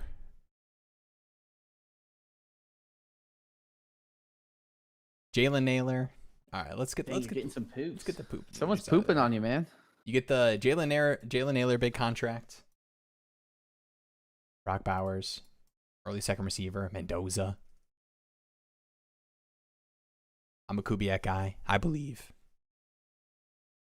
I feel like the turn is so interesting. Like it's always like the 108 to the turn. It's just different every time. I like Tyson is still my wide receiver 3. I thought I was the big Tyson hater just because I don't have him as close to Lemon and Tate. But man, I love KC. He's my rookie wide receiver 3. Boston 4, Tyson 5. I have not seen that yet. And I still like those That's guys. a good take. That's a good take. All right, where are you at? I've never seen the Tyson. Where am I at? I'm a little lost right now. I thought you loved Tyson. You're a Tyson lover. Yeah, no, I just mean that's a good take. Oh, that's just like a fun take. You're trying to cook up a take. You're like, hey, I'm like, Tyson's not even wide receiver 3. He's wide receiver 5. I was about to get you on the. You ever see that? Not only that, like everyone's hyping up Omar Cooper. No, Omar Cooper's 6. I thought you were about to do the Skip Bayless arguing with himself about Aaron Rodgers. That's a I classic. love the videos that people cut So Skip Bayless good. talking to himself is so funny. No, yes. All right. Here. Oh, I gotta Drew Alar. honestly, You know something we don't? I mean, he knows that one went to the Jets and one went to the Rams. I think that's probably what he says he knows. I mean, I like Alar a lot as a waiting a year or two. I love that for him. Ty Simpson kind of needs that too, I think. And I guess he'll get that with the Jets, but three running backs. Amazing landing spot. this format. I think that the Mike Washington in that format, Yeah. that landing spot, that's enticing because like Charbonnet is not exciting. Emmanuel Wilson's nothing. Having a guy that could run out and take over that backfield, especially with the ACL, that Sharps even after that is probably not going to be 100%. Yeah. And even before that, Sharps wasn't a world beater. He's aight. He's a good 9 points a game. Jonah Coleman. And it was between Washington and Coleman. But I just felt like Washington, he has that one big run and like goes a million miles an hour. And he'll just shoot up all the rankings. Yeah. Coleman gets the Saints in the 5th. Is tough. But I do think prospect wise he's probably up there with for a lot of people. We didn't hit the big Jets news. You see the Aaron Glenn report? Geno Smith's gonna lead him to promised land. Geno Smith is the guy, apparently. Hey, Kai, I'm a big I'm a Lions fan. I am a big Jane Daniels is the truth believer. All right. Emmett Johnson. Are we getting some format picks here, you think? Or are we getting some it's hard for people to know what picks happen in the mock drafts as I'm only showing 2 at a time. Here, I'll get you guys a 3rd round.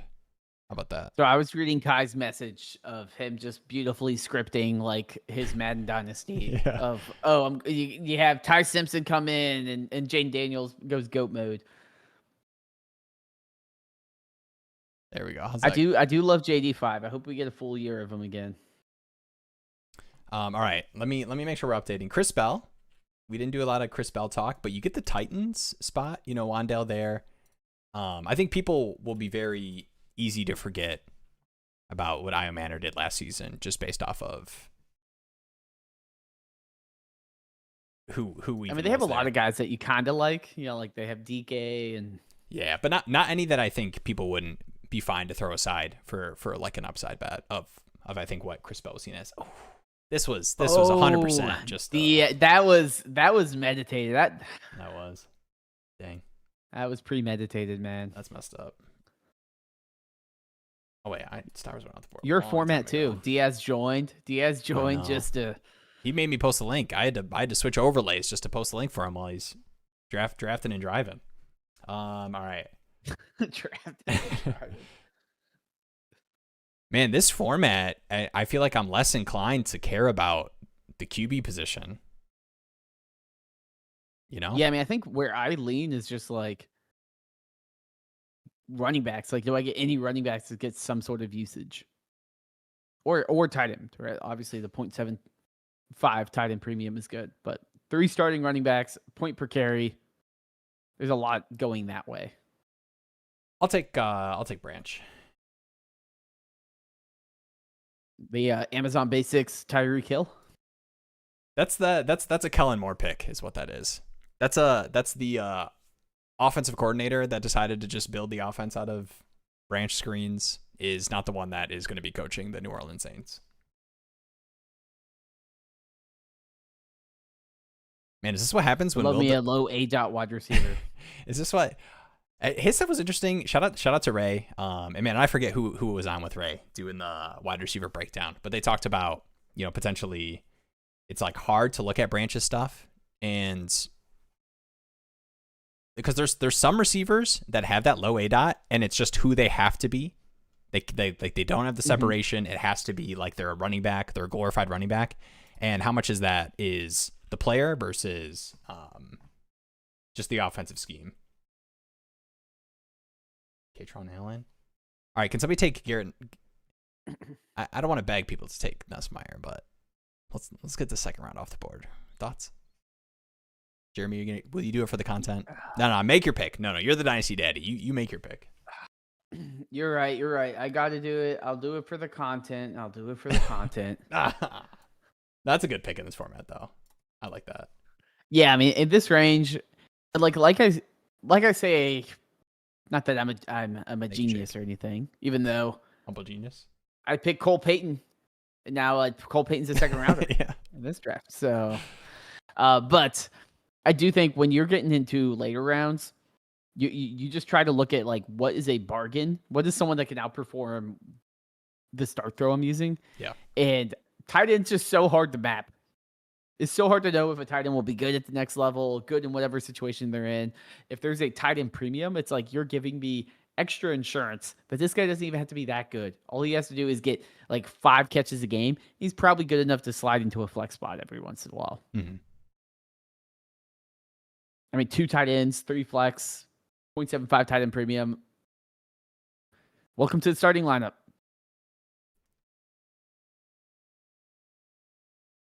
Delp was a good pick. I didn't call that out like 8 picks ago, but all right, Brazel. All right, how brutal? How brutal is Antonio Williams for a first round pick trade just hit Will's inbox. That 27 first is gone. I definitely, Diaz, if this happened in like Charlie Daddy or something, I don't even know if I even have enough picks in that league for that to matter. I definitely would be stubborn enough to say please only one time, and then I would here's the thing is what's gonna happen is you're like, Antonio Williams is my guy. You're gonna hype it up, and then we'll be like, oh, let's look at your portfolio, and just like Travis Hunter, 0 shares. Be like, I love Antonio Williams. It's gonna be so hard. Invisible flag plant. if he does get like an interesting 3rd round landing spot, I'm sure I'll have a ton. But like, man, if he's like a mid-second receiver and I have to take him, yeah, Eagles is rough. Yeah. All right, let me make sure I'm Fantasy Meatball. I don't know if you meant to say Katrina Allen. Alien. Ooh, Katrina Alien. All right, Malachi Fields goes off the board. Is Carson Beck still? He is. 3rd round Cardinals.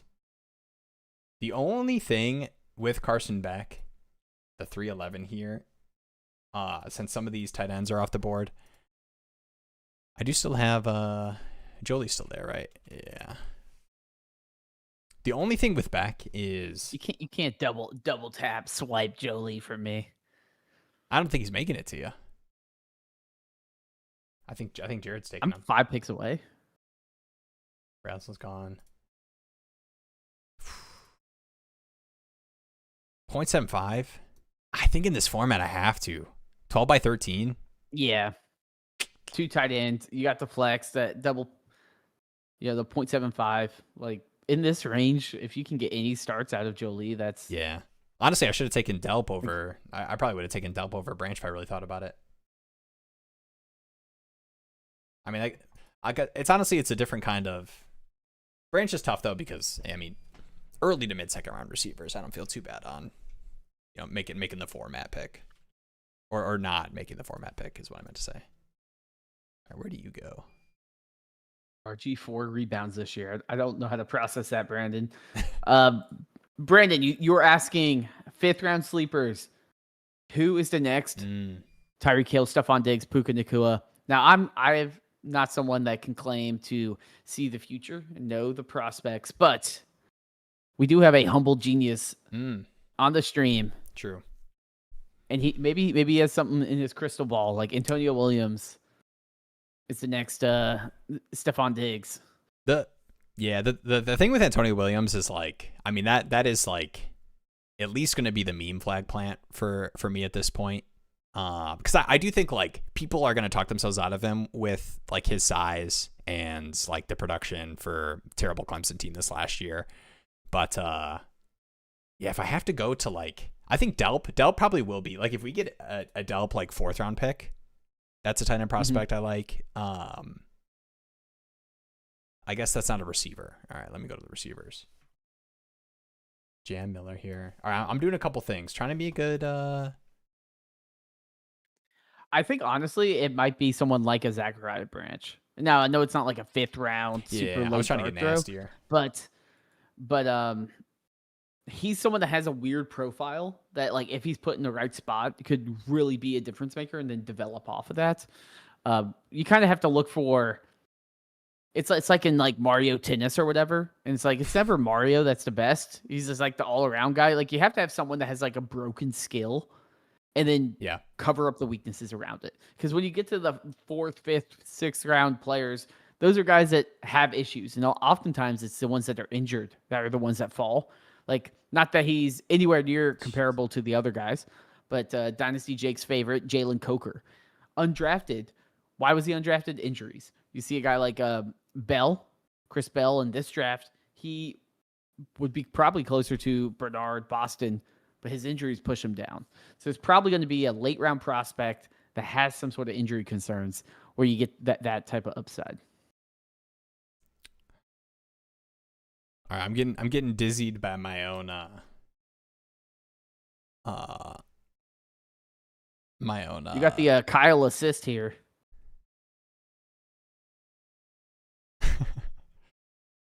I keep clicking on names that I think are available from my sheet that I'm not updating quick enough while I'm trying to set it all up. We got them all frazzled. Just wait till we do the next tight draft ends that I would want to take. Third mock draft. Oh, Hurst. Yeah, that was I was deciding between Burks and Hurst. I don't think there's any of these tight ends that I like enough. Will's taking my take on the Jolie flag plant, Kyle. That's my bad. That's my Antonio Williams at this point, is the NC State homer pick. RJ Maryland is probably my like nasty tight end. He goes in the 7th round of the Rams here. That's like the next tight end I care about after honestly tight end 10 or tight end 9 that goes here. I mean, I liked Roosh, Sam Roosh, but I mean, he went high in that mock draft, so he's not a gym anymore. Hit the like, good call. Context in the Fight Club format. The format forces you to care about more than the wide receiver positions because everything is so scarce elsewhere. Yeah, that honestly, like, choosing between Zachariah Branch and Delp, like a early mid 2nd round receiver and a 4th round tight end, was 100% like a format feel. When I'm like reading the dissertation at the top of the screen. I mean, I think format kind of comes into play when you hit picks 107. Right? Like, after you get kind of out, like, once you get to the next range, I'm like, okay, in this format, like, even a Stowers probably should get boosted up more. A lot of these, I don't really want to get stuck with a Boston, like, maybe even like a Simpson, like, the deeper the class, it literally just becomes like, I'm just going to take tight ends because I have to start at least 2. And then they have the boosted tight end premium, which is probably going to even strengthen them as flex plays as well if I have enough depth. Yeah. So, yeah, this was fun though. Yeah, this was like when you have a pop quiz and you're like, I didn't read the book. And I'm like, oh my gosh, what is it? What is this even saying? I mean, yeah, and that's like obviously rookie drafts for the most part, if they're not in person, which is crazy fun. Shout out to the home league. Shouts to Kai. This is the analysis that you come for. Never done a wide receiver with apostrophes in their name. That is a good take. That is a great take. But I can't even think of a good one. Jamar Chase. That's I guess Jamar Chase. That's a pretty good Jamar Chase. Wait, does what? Jackson Smith and Jigba work? I don't think so. Oh, I guess you get the Smith and Jigba if you're doing either name. Does Amon-Ra have a period? Does that count? Amon-Ra Saint? Is Amon-Ra's like birth certificate? Is it Amon-Ra? ST or is it the full word Saint? That is a great question. That's what we're here for. What I was gonna say, and then let's hit some live stream asks. I'll get us set up. Trey Harris. All right. I am going to. I do think this is a great exercise, and this is like, yes, rookie drafts are slow. And, even if they happen right after the NFL draft, that very next day, 8-hour clock, picks are happening, conversations are, but you are immediately tasked with setting forth your feelings of certain areas and tiers to move around the drafts. Especially, I think, the way people think about the first couple picks, right? If the draft goes the way people think, wouldn't surprise me at all if the 1, 2, 3 are pretty snap. I'm taking Jeremiah Love. Hey, offers on the table for the next hour. If not, I'm just going to take, Tate that went to the Browns, early first, or Lemon early mid first.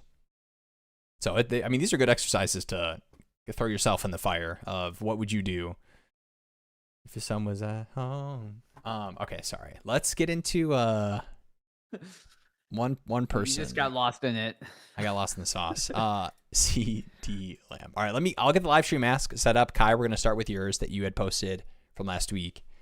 Jeremy, you are tasked with clicking and talking. You're going full screen. I was about to say, I got a Discord message from you, I think, Will. It says we want to do another mock draft, but this time it's an auction. We got 4 other people that want to do a. Let's do that after stream. We can hang out in the we Discord. We only do 6 team auction mock drafts. We won't do any more, any less. Off stream for fun.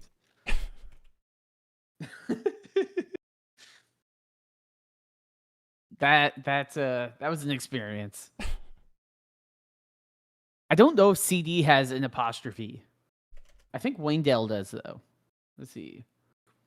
Jeremy, I know you have experience with SAS, but do you know anything about predictive analytics for model creation? Unfortunately, no. I don't really know a ton. Like, I write software that I don't really write in SAS. I write software that help people write in SAS language for processing financial transactions and stuff. So I don't have a ton about the actual models, but one of my to-do tasks is to actually work with the model team to help deliver some of the models that they're creating. So if you ask me in a couple months, I may have more information on how that actually works. What would you pay for Jonathan Brooks in a league with 0.25 point per carry? I don't know. I don't know if I'm buying this Jonathan Brooks hype. I mean, this is something that we've had for 3 years at this point. But you do have a point per carry. They're going to have some value. I'd be comfortable trading, like we just did this mock draft, any of those like the 205-ish range. Like, I'd rather just take the shot on this is a guy has some level of investment, and they're going to probably have him work slowly into the offense. I don't expect him to be the main guy with Chuba. But they must feel somewhat good about him because they let Rico walk, and Rico didn't get a crazy deal with the Steelers either. So I think probably like the 206 to 205. The Rico thing too that I don't want to add on the non-Panthers fan perception of the situation, but I think Rico was, very much you could kind of sense and feel, and I think he even took to Twitter to talk about like his usage in the backfield, towards the end of the season, and in that Rams game as well, where you could feel I think he was probably having some, and that's why I kind of like Rico depending on price, because I do think that for him to go to the Steelers, I think there's some level of, you have this set role, like Rico wanted to go, like you have this. We're going to give you this many touches or something, or, you'll lead in this capacity. Because I do think he was kind of... Wait, so Caleb Johnson's not going to work out? Hey, you can't break the news here, man. You can't break the news here. I like Twitter, and it's just... Be careful, guys, is what I'll say. But was there a very obscure Caleb Johnson quote from McCarthy? Okay. Yeah, the one that's like, we're all I am Catholics aware or of their something. past experiences, but this is like a Catholic operation. You say 3 Hail Marys and everybody has a clean slate on Caleb Johnson. We have to bring religion. We have confessionals. to You have to pray to God that Caleb Johnson works out. Shout out to Alex. I had Harvey over Caleb Johnson. Like I think that was kind of the, if you were making your bet of like landing spot versus, whatever, draft capital between the second and third round. And I was like, dude, I have no Caleb Johnson. Can this be, we were co-managing a team. I said, can this be the league that we take Caleb Johnson? He was like, yeah, man, whatever. And we could have used anything else. A second round pick. Travis Hunter? He wasn't there. That would have been the other. I do think burn to pick. I guess it's easier to say right now because the draft doesn't happen. We don't have the information. I do feel like last year had so many of those like landmine type players of like the Caleb Johnsons and Matthew the Travis Hunter, where it's like, oh, he should be 102, 103, and it kind of is just worthless now. I'm curious to see if it's more of a slow, like, oh, all these guys are somewhat valuable, or we have the quick 1 year creators. Because I feel like usually it takes a couple years. Like there's usually a few off ramps that you're like, okay, I can deal with that. Yeah. But both Travis Hunter and Caleb Johnson are just toxic. Yeah, man. It's just like I do agree that running backs too, like the slow play, like you kind of expect running backs and wide receivers and tight ends, honestly every position to, have a slow play potential, but that was very much this is being very slow played. Wow, he is not even a special teamer anymore. That was brutal. That fumble did it. Yeah, it's like, oh, he's getting special team work, and then right when I said that, fumble, and like just an ugly fumble, and I'm like, oh, okay, never mind, he's done. Yeah. All right, good night, Fantasy Meatball, and good morning, Bing Ching FC. Pulling up the team right now. We've got the. Let's see, I'll mention this comment while you pull it up. Taylor made. So the second round seems like to get your guys. I'd rather have multiple shots in the late second than one early second this year. And I mean, I think it's kind of talking to the point that I mentioned as well of like last year's draft, the early second picks were much higher. It's Jackson Darts and players that you feel much more confident about. This year, that crop of players dries up a lot quicker. And it is kind of the Bashal Tootin, like, oh, I could squint and kind of see it working. Like the Mike Washington's like this year's Bashal Tootin, where it's just good combine. That's basically it. Hopefully, he gets a good landing spot and you feel good about it. But that whole second round is kind of like that. Yeah, it's tough. Like, man, 201 through 203. I know we talked about the 205 for multiple future thirds, and I kind of feel similar. I do think that there hits a point in like how I feel and how most people feel about prospects, probably after like the 206, 207, where it's like that wide range of wide receivers, and like I'll throw Antonio Williams in there. Like I have my favorites in that range, but I'm not going to pretend like Antonio Williams is going to be a late first. The Brazel. Brazel, Bernard, and like it feels pretty deep in terms of like how people are perceiving, and it wouldn't surprise me at all if the 207 and the 307 feel similar in terms of the bets you're making, just like you were talking about. All right, this is a good shout. Don't worry, Kai. I've gotten better at this. I did a little preview. We've got just one team name showing here. And I didn't pull it up. All right, here we go. His team has been a free donation to the League Pot for 4 years now, and I really need some tips to give him. Referred him to y'all, but he never got around to asking. Any tips would be appreciated. Thanks again, guys. All right, let's so single quarterback, and I'm going to quick scroll down. 12 by 10. Full PPR, 0.5 in premium, and a 4-point passing touchdown. Has the 101. So this sketchy running back room is a little less sketchy. Has Loveland and Fannin and Ferguson in a 0.5 in premium. My initial thoughts I'm looking at are, I mean, you can flex too. Like if you want to flex Fannin, Loveland. I don't know if you can only flex 2 tight ends in some of these leagues is kind of funky. So I guess let us know, Kai, if there's anything weird with that. Are you able to see actually? Do you know? If you go up to the top, that chart, the bar chart at Four the top. flex. 2 wide receiver. Okay, so you only have to start 2 running backs and 2 wide receivers, and then it's 4 flex. Okay, that is good to know. If you're up at the top. Okay, never mind. No. I was looking at the wrong screen. It was behind 10 seconds. I'm like, you're not doing it. And now I'm like, wait a minute. It's a good call to make sure that Will's not screwing everything up. No, all right, you're good. All right. Do you initial thoughts? You're adding Jeremiah Love to this team. Lamar, Love. You only have to start one more running back. I mean, I think this is kind of how I would play this. Is you want to hunt for centerpieces, right? And unfortunately, it's a 1 quarterback league, meaning Lamar Jackson ain't a centerpiece. And Jeremiah Love is certainly that guy. Wilson, Brian Thomas Jr., Higgins, like all these guys are nice, but they're not going to be amazing difference makers in this format, most likely. Maybe Garrett Wilson, if he has like a decent offense around him. But I mean, like, are we betting on the Jets? Probably not. I like having the 101 and the 201 in 10-team league. That should at least be an interesting player. Should be like a KC or a something that fits in the mold.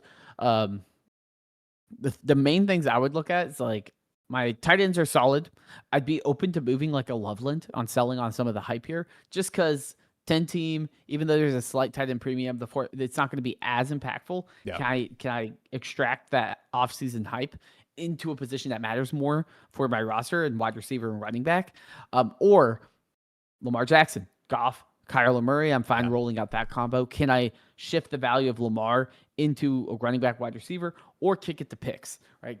Because even if I can get like a mid to late first for Lamar Jackson or something in 27, at least lets me, it's kind of like, when I was a kid, for my birthday, I would always get like a card from my grandma, and it would be like a bond, like one of those gold bonds. It's like $10. And as a kid, I'm like, oh my gosh. And you can't access it until it's 30 years. Like you have to wait 30 years to get it. So I'm about to cash those. But Lamar Jackson, if you trade him for a future pick, that's kind of the equivalent of that, of like, okay, like I can't access that value for running back or wide receiver yet, but I can at least put it towards something that then fills the most important positions in this type of league. Because quarterback probably doesn't have a huge market, and then tight end may have one, but still, like, those positions are so top heavy in this type of format that the only place where depth matters at all would be running back or wide receiver. Yeah, the starting 2 wide receivers and being able to flex 4, I think, is like a really interesting aspect. 327 for honestly, this team is a lot better than I thought it was going to be when I like first saw the message and was getting ready to pull this up. Having the 101, yeah, this is not a terrible team that you're adding. 27 first, you 2 additional 27 first, an additional 28 first as well. Let's we're gonna be careful clicking on this filter to look at some of these other teams. But do you want to take a look at tight end first in terms of moving off of Loveland? Because I do think even though you can flex multiple positions, I'd be willing to kind of keep the, hey, I'm playing Loveland, Fannin, Ferguson. I'm starting Love. I honestly would be more interested. I'm a Loveland junkie, but and that's why you got to sell. Well, I was gonna say, well, yeah, to the Will in your league, but I mean, Goff, Kyler, Lamar. I assume the QB market, if like a couple years down the line you need to revisit the well, like cashing out on Lamar would not be the worst thing. If you can get the equivalent. You want to know the worst starting quarterback in this league? Ooh. Okay, this is interesting. Wait, no. Probably Baker Mayfield. Okay, yeah. Single quarterback, it's brutal. Honestly, I'm probably keeping Lamar. Would you try to find a way to make a run this year? You probably don't have to move that many picks. I'm sorry, I clicked on this team to look at a tight end trade, and I just saw a team. Well, never mind. I'm getting a little dizzy. Trying Trying to look at the I worst think starting teams. the one team, I guess one team I would look at is probably the number 1 ranked team, because they're sitting there with Kyle Pitts as their only tight end.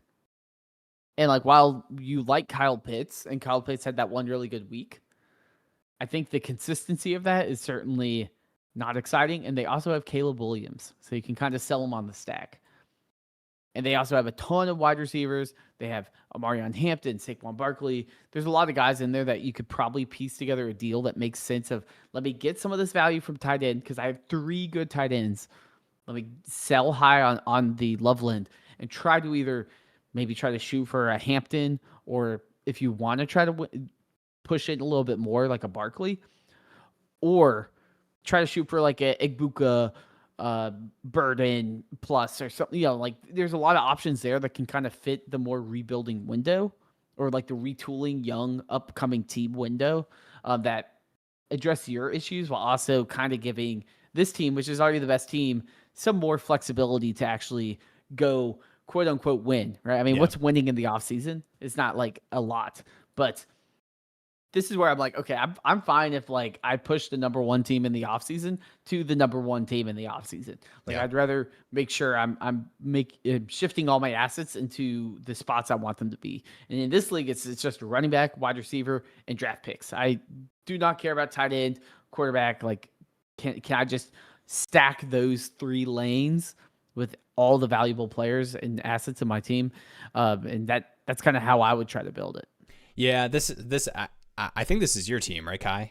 My assumption is that it probably would have to be receiver off of this team, because I think the way that this is set up, like, yes, you only have to start 2 running backs, but I mean, if I'm building out, I wouldn't want to move like one or Hampton or Barkley on the side. Like, felt like I was getting some production back in that. I would like to target a running back, though, if I was going to kind of go for it this year, because I do think this team is not too far away from being like a make the playoff team. And we talk about it a lot, like, especially if you have a bunch of future picks, like, I don't think you want to push in and, push in like 227 first to try to build a strong contending roster to compete against other teams.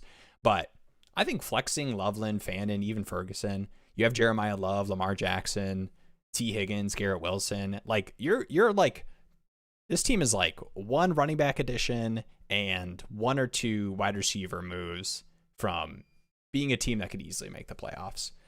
Yeah, he said, yeah, it's my team. Joseph. I think I might, this team, get baked. Yep. Frisky team, 5th in starter rank, 11th in overall rank. So you're looking at a team that's kind of more of a win now, pushing in. They do have 227 first. Best tight ends are Njoku, Mason Taylor, and Freiermuth. So this is a team where you're like, can I get Tet? Can I get an A-Chain? How do they feel about A-Chain? How do they feel about Judkins coming off the injury? Like, even is Chase this Brown, one where I I'd can kind of to shift the values? And you could even, I mean, I know Dak Prescott had a good year, but I mean, the Lamar Jackson piece of this could also be enticing, because they're sitting there saying, okay, is Dak and Purdy, are they the guys that can carry me in a 10-team league? Or do I need to shoot for 2-time MVP upside of Lamar Jackson? So this is a team that kind of has, and they also push their chips in, right? They're sitting there saying, and it might just be like, hey, let me just stack first round picks in 27. But I don't hate that either. Like, what's the difference of taking Loveland, getting another 27 first plus, I don't know, like Woody Marks or something, right? And then you're sitting there and you're like, okay, I still have Fannin and Ferguson. I now own 40% of the most hyped draft class in recent history, that I can just hammer running back, wide receiver, and just have a youth movement take it all over. Yeah. I mean, depending on what this team is thinking, I mean, they do have 227 first. They have no picks in 26. Is there any, or was it the tight end, right? 201. Like, I'm trying to find a way to like add the 201 onto something to get a receiver and a running back from that team. Like, even if it is the contenders 27 first, I wouldn't want to move multiple 27 first, but let me formulate a trade. let's let me just visualize this. We've never tried to do this before. We're getting in the brain of the humble genius. All right, can I hit you with a 201? Oh, wait a second. Can I hit you with the 201? Wait, does this work? I've never tried to do this before. Oh, okay. What one? No. I got it. This is oh gosh, I'm getting jump scared by the team names. Where's Bing Ching? All right, there we go. And that team that we were just looking at that had, do you remember? That was it Jacob Hurley? No, it wasn't. I don't think. Which team was it? All right, it's okay. Oops. All right, 201. And then 2027. It was which one was the one we were looking at? If we do the contenders first, Njoku. I'll give it the contender first. Right. Yeah, it was Get Baked. Dodgers boy. There we go.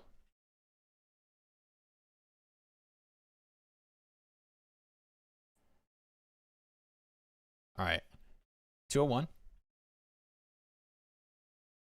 Wait, my bad. Oh, gets. 201. That tripped me out. The gets side switching. All right, we're gonna say. Well, I guess it's all gonna be labeled as a mid first, but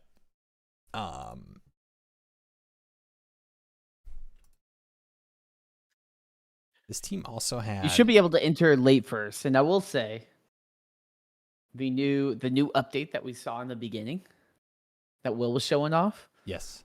A lot of this logic is going to be improved on the trade calculator as well, especially around the picks, because that was kind of the hard part here is like the current trade calculator.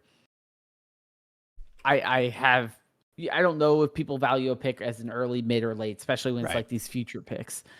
But now I kind of mapped every single pick so you can be like, I want this person's 2028 pick, and then you can set what range you value it at if you want to change it.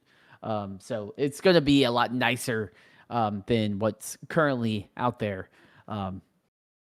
Because your boys gotta blow off some dust here. All right, this is I think I'm getting a little too dizzy on this one. Because I don't know if I want to do. I mean, the current trade was either you're moving 2 firsts and the 201 to try to get like a running back and receiver. Mm-hmm. You're still. I mean, maybe it's a 28 first. Like I would try that probably. You have 2 ones there. Like with this, is this too many firsts to be pushing it on that team without having to move any production? Just trying to target a team that you think might see themselves as a team that is just going to build for 2027 in the future. Chase Brown and Ladd for 27, 28, and the 201. They have no picks in 26.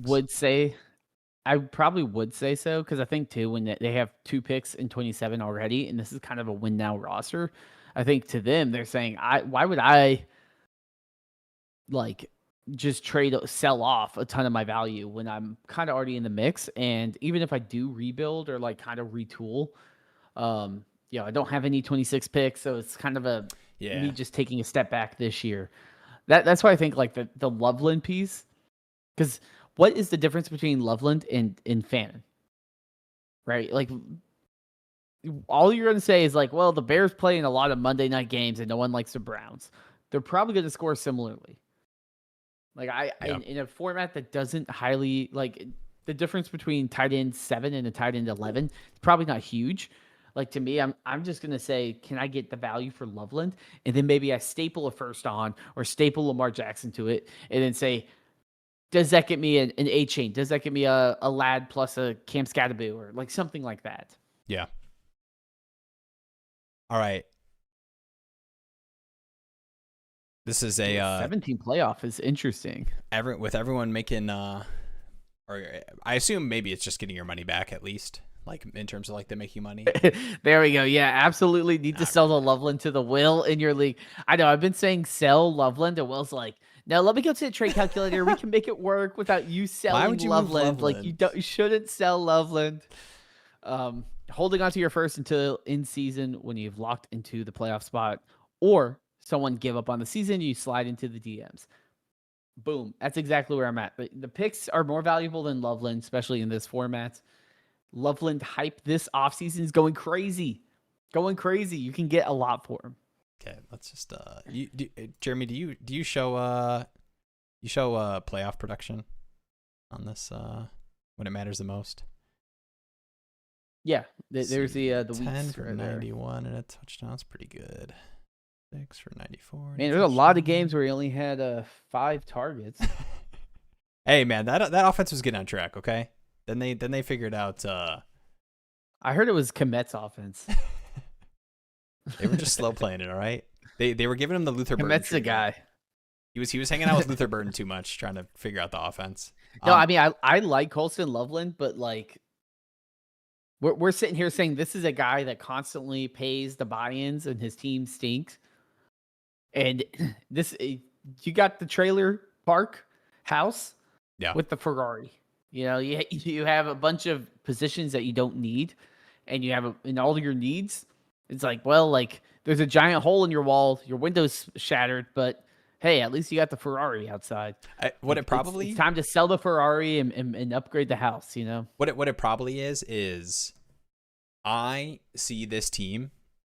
And in kind of like, I mean, yes, only 0.5 tight end premium, but I do think that like multiple flexes makes that a little bit more interesting in terms of like, I'm fine just holding on to multiple tight ends when I only have to start 2 running backs and 2 wide receivers. But all right, I got a trade on screen right now. Loveland, Malik Washington, the 201 for Chase Brown and Ladd.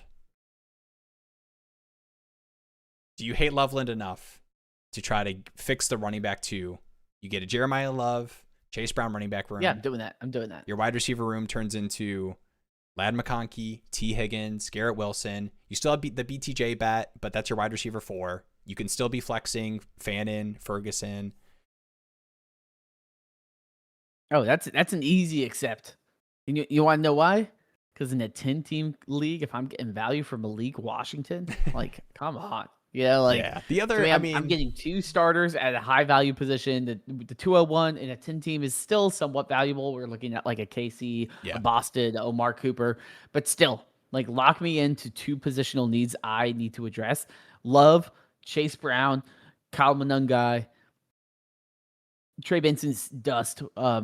But you know, you have 3 guys that you feel decent about, and then you also have Wilson, Brian Thomas Jr., Ladd, T. Higgins. Like that's a team that could win. And if you hit on one of those wide receiver 2 seasons, like a Chris Olave where he finishes wide receiver 6, or Zay Flowers, like if you hit on next year's Zay Flowers season, this is a team that will be in the playoffs and could make some noise. Yeah, no, I do. I mean, I'm on board with you, at least from the sense of this team is one. I mean, honestly, maybe even just one. Like you add Jeremiah Love to this team, you get a running back bat.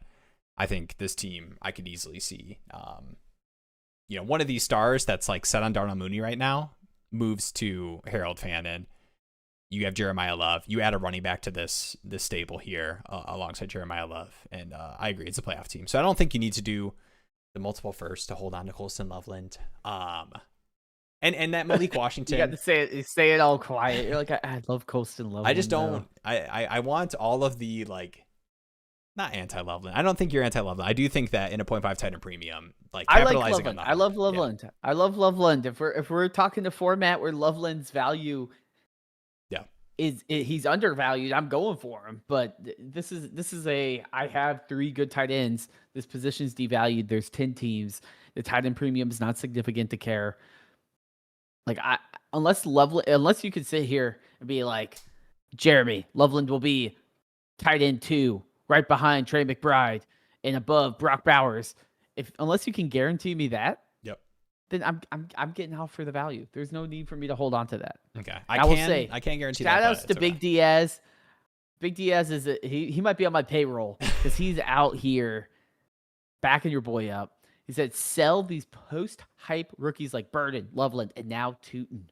Because when they fall, okay. the I like value Tootin' sell. always overcorrects. So you can buy back lower. I do agree. I think all those players are players where it's like, if you can get the sticker price for them on Dynasty Daddy, on KeepTradeCut, on whatever, you definitely do that. And also just got to shout out this. Exactly, Jeremy. That's a good point. That's a good point.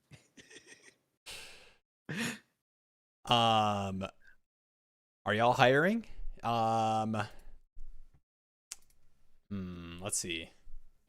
If you find a way to get us to, I think we gotta quadruple the subs so we can quadruple Jeremy's payroll.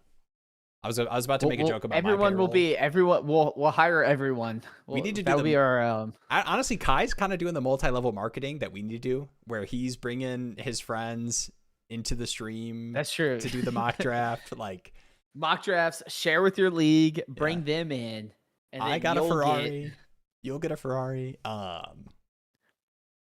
Yeah, this. Will is gets fair. the Colson Lovelands. You get the Harold Fannons. Look it up here. You get Colson Loveland right here with Buka, man. That's some difference that's making. Trey more. McBride, man. That's Trey McBride. Oh, so I thought this was next year. Just have a Trey McBride. Yeah, I thought this was next year's war. It's predictive. It's predictive. Where's Antonio Williams? He's got to be up here somewhere. No, these are good shouts. I think the Lamar and this is a good, real quick. This is a good shout to go talk to the manager. I think sometimes people get weird about, like, I'm trying to do a certain type of move. So when I go to the DMs and I'm like, hey, are you interested in this kind of move that I want to do? People can kind of weird about it. But I think going to somebody that has that tight end room, where Njoku is the tight end one, right? We were looking at, like, saying, hey, are you interested?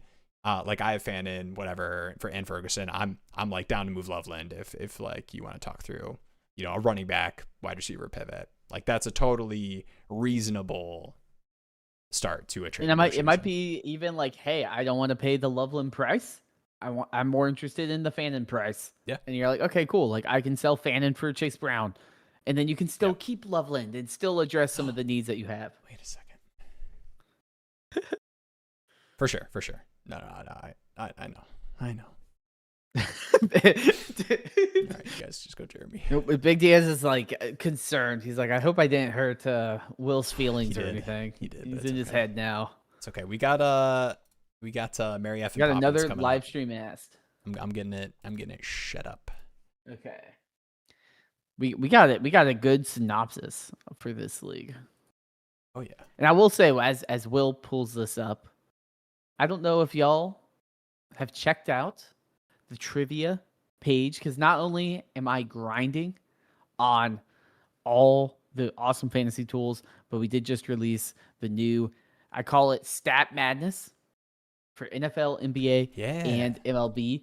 And it's a 8-team or 8-player bracket based on the stats, and you have to pick who advances each round, and then you submit it. And you can like see what everyone else picked for each round, and most popular champions and all the cool statistics, because who doesn't love filling out a bracket? So if your bracket has busted in March Madness, like Will's will, after Arizona knocks off Michigan in the Final Four and sends your boy to win the Discord promo, $500 value, you can keep filling out your brackets. So definitely check those out. Yeah, that you guys watch that Tennessee Michigan game? That looked like a round of 64 game. Yeah, that was rough. I will say, next NC State coach, Justin Gainey, assistant coach for the Tennessee Volunteers. I mean, I didn't even do my Will Wade moment. My friends aren't even in here because they are all gassing Will Wade up, and I was like, I don't know, man. Will Wade kind of giving me the ick. And it turns out you gotta trust your gut sometimes. Dude, we know ball. First place, third place in the bracket right now. They should have known. I'm stressed out. My bracket is like first to third in all my bracket pools. I will say though, you're the only one that's ahead of me right now. I'm also in any of my bracket pools. I made one bracket this year, which I always end up making a couple with the different pools I'm in, but I was only in 2. I did this Dynasty Daddy one, and I have one with a group of friends where last place buys first place. Like we do like a dinner thing. Yeah. And dude, it's gonna come down. Like I'm in first, but it is all gonna come down to how It's just like a Final Four game. I mean, and it makes sense. Like so many, there's like big point swings. But funny enough, in the other one I'm in, we're all Michigan fans. Which, we're all from Michigan, so everyone is Michigan winning. But it's still going to come down to what team wins between UConn and Illinois. All right, I've got. I will say, I think my bracket strategy when you can enter multiple brackets is you always need to just have a UConn to the championship bracket. Like that, you just have to always have that. Did you see the clip of Dan Hurley like headbutting the ref? Yeah, I at first people are like that, like the rules. I'm like, that is just like, I'm like, that is why you watch sports. It's just like absolute psycho behavior. Like that was. I'm like, yeah, that's all you need to show a college kid is be like, yeah, this is the coach you're gonna play for, and they're gonna be like, yeah, like I'll play there. Yeah, that was something. No, I'm honestly, as somebody that had Duke winning that game and Duke in the finals, I am down to lose that for buzzer beater, for like ref headbutting. One of the best moments, and that's awesome. The past 2 years, obviously the NC State Final Four run is everyone always remembers that. You can't beat that one. All right, we've got we're making fun of the. Oh, whoa! What are you doing up there, buddy? All right, I'll move. Oh, I just got the dry throat hit right as I was about to read a paragraph. Well, Will is tapping out. I will say, Purdy Tets. Interesting name. For our dude crush. This is the dude crush, Mary F. and Poppins here. Back at it, but this time with an orphan. I lovingly took over. Shout out to all the orphan takeovers. I think I just did that one Dynasty Demon Time last season. But you matter. You're important. We appreciate you. I was able, second to last year, I was able to sell Hampton Cook for 2 firsts each over the next couple of years, but I've never taken over a team. Fire sale, then built from the ground up. Fairly standard scoring aside from the dumb kicker defense options. Some of these work casuals, man. Dang, a work Good Dynasty night, League. I have not run into the work Dynasty League. That's pretty sick. What happens when like someone transfers to a different part or like department or like leaves? Like we had a redraft at the restaurant I worked at growing up that carried on for a couple of years, and then it died because I started an argument about some rule changes in the Facebook group. That's on me, though. How many? Like, if you had a nickel for every league that has folded because you were complaining about some rules. Okay. That's the only one that has been that way. If we could, I'm not 2 hours and 10 minutes into the stream. I'm not going to give you the full Facebook redraft league from 2014 breakdown. That was earlier than that. It might have been 2012. You were drafting Adrian Peterson first overall. It was a Dalvin Cook related. It was like a keeper league, and it was a Dalvin Cook related AJ Brown early in his career trade. I think. No, it could have been AJ Brown. All right, this is bad podcasting. I love it. 2009 AJ Brown. That was a great year. Yeah. Next week we'll start with it. It was probably Dwayne Bowe or something. All right. All right, so this is a fire sale built from the ground up. Had already moved 2 running backs. I like the start of this. These are fun to look at. Fairly standard scoring aside from the dumb kicker defense options. So I don't think I have to force tight end or anything. Do you typically just start with QB and wide receiver since they have the longest lifespan and can start multiple years? Just punt running back until the year or so before you're ready to compete. Never mess with a 10-man league before. Okay, that is an interesting wrinkle too, shallow. Just got to make sure everybody in your team is an absolute banger, ? That is true, but we'll take a look at it. 1 QB, 2 running back, 2 wide receiver, 1 tight end, 1 flex, 1 super flex, kicker, defense. My home league has kickers in it. My home league 10 teams start 8. Voted to add kickers to it. Oof.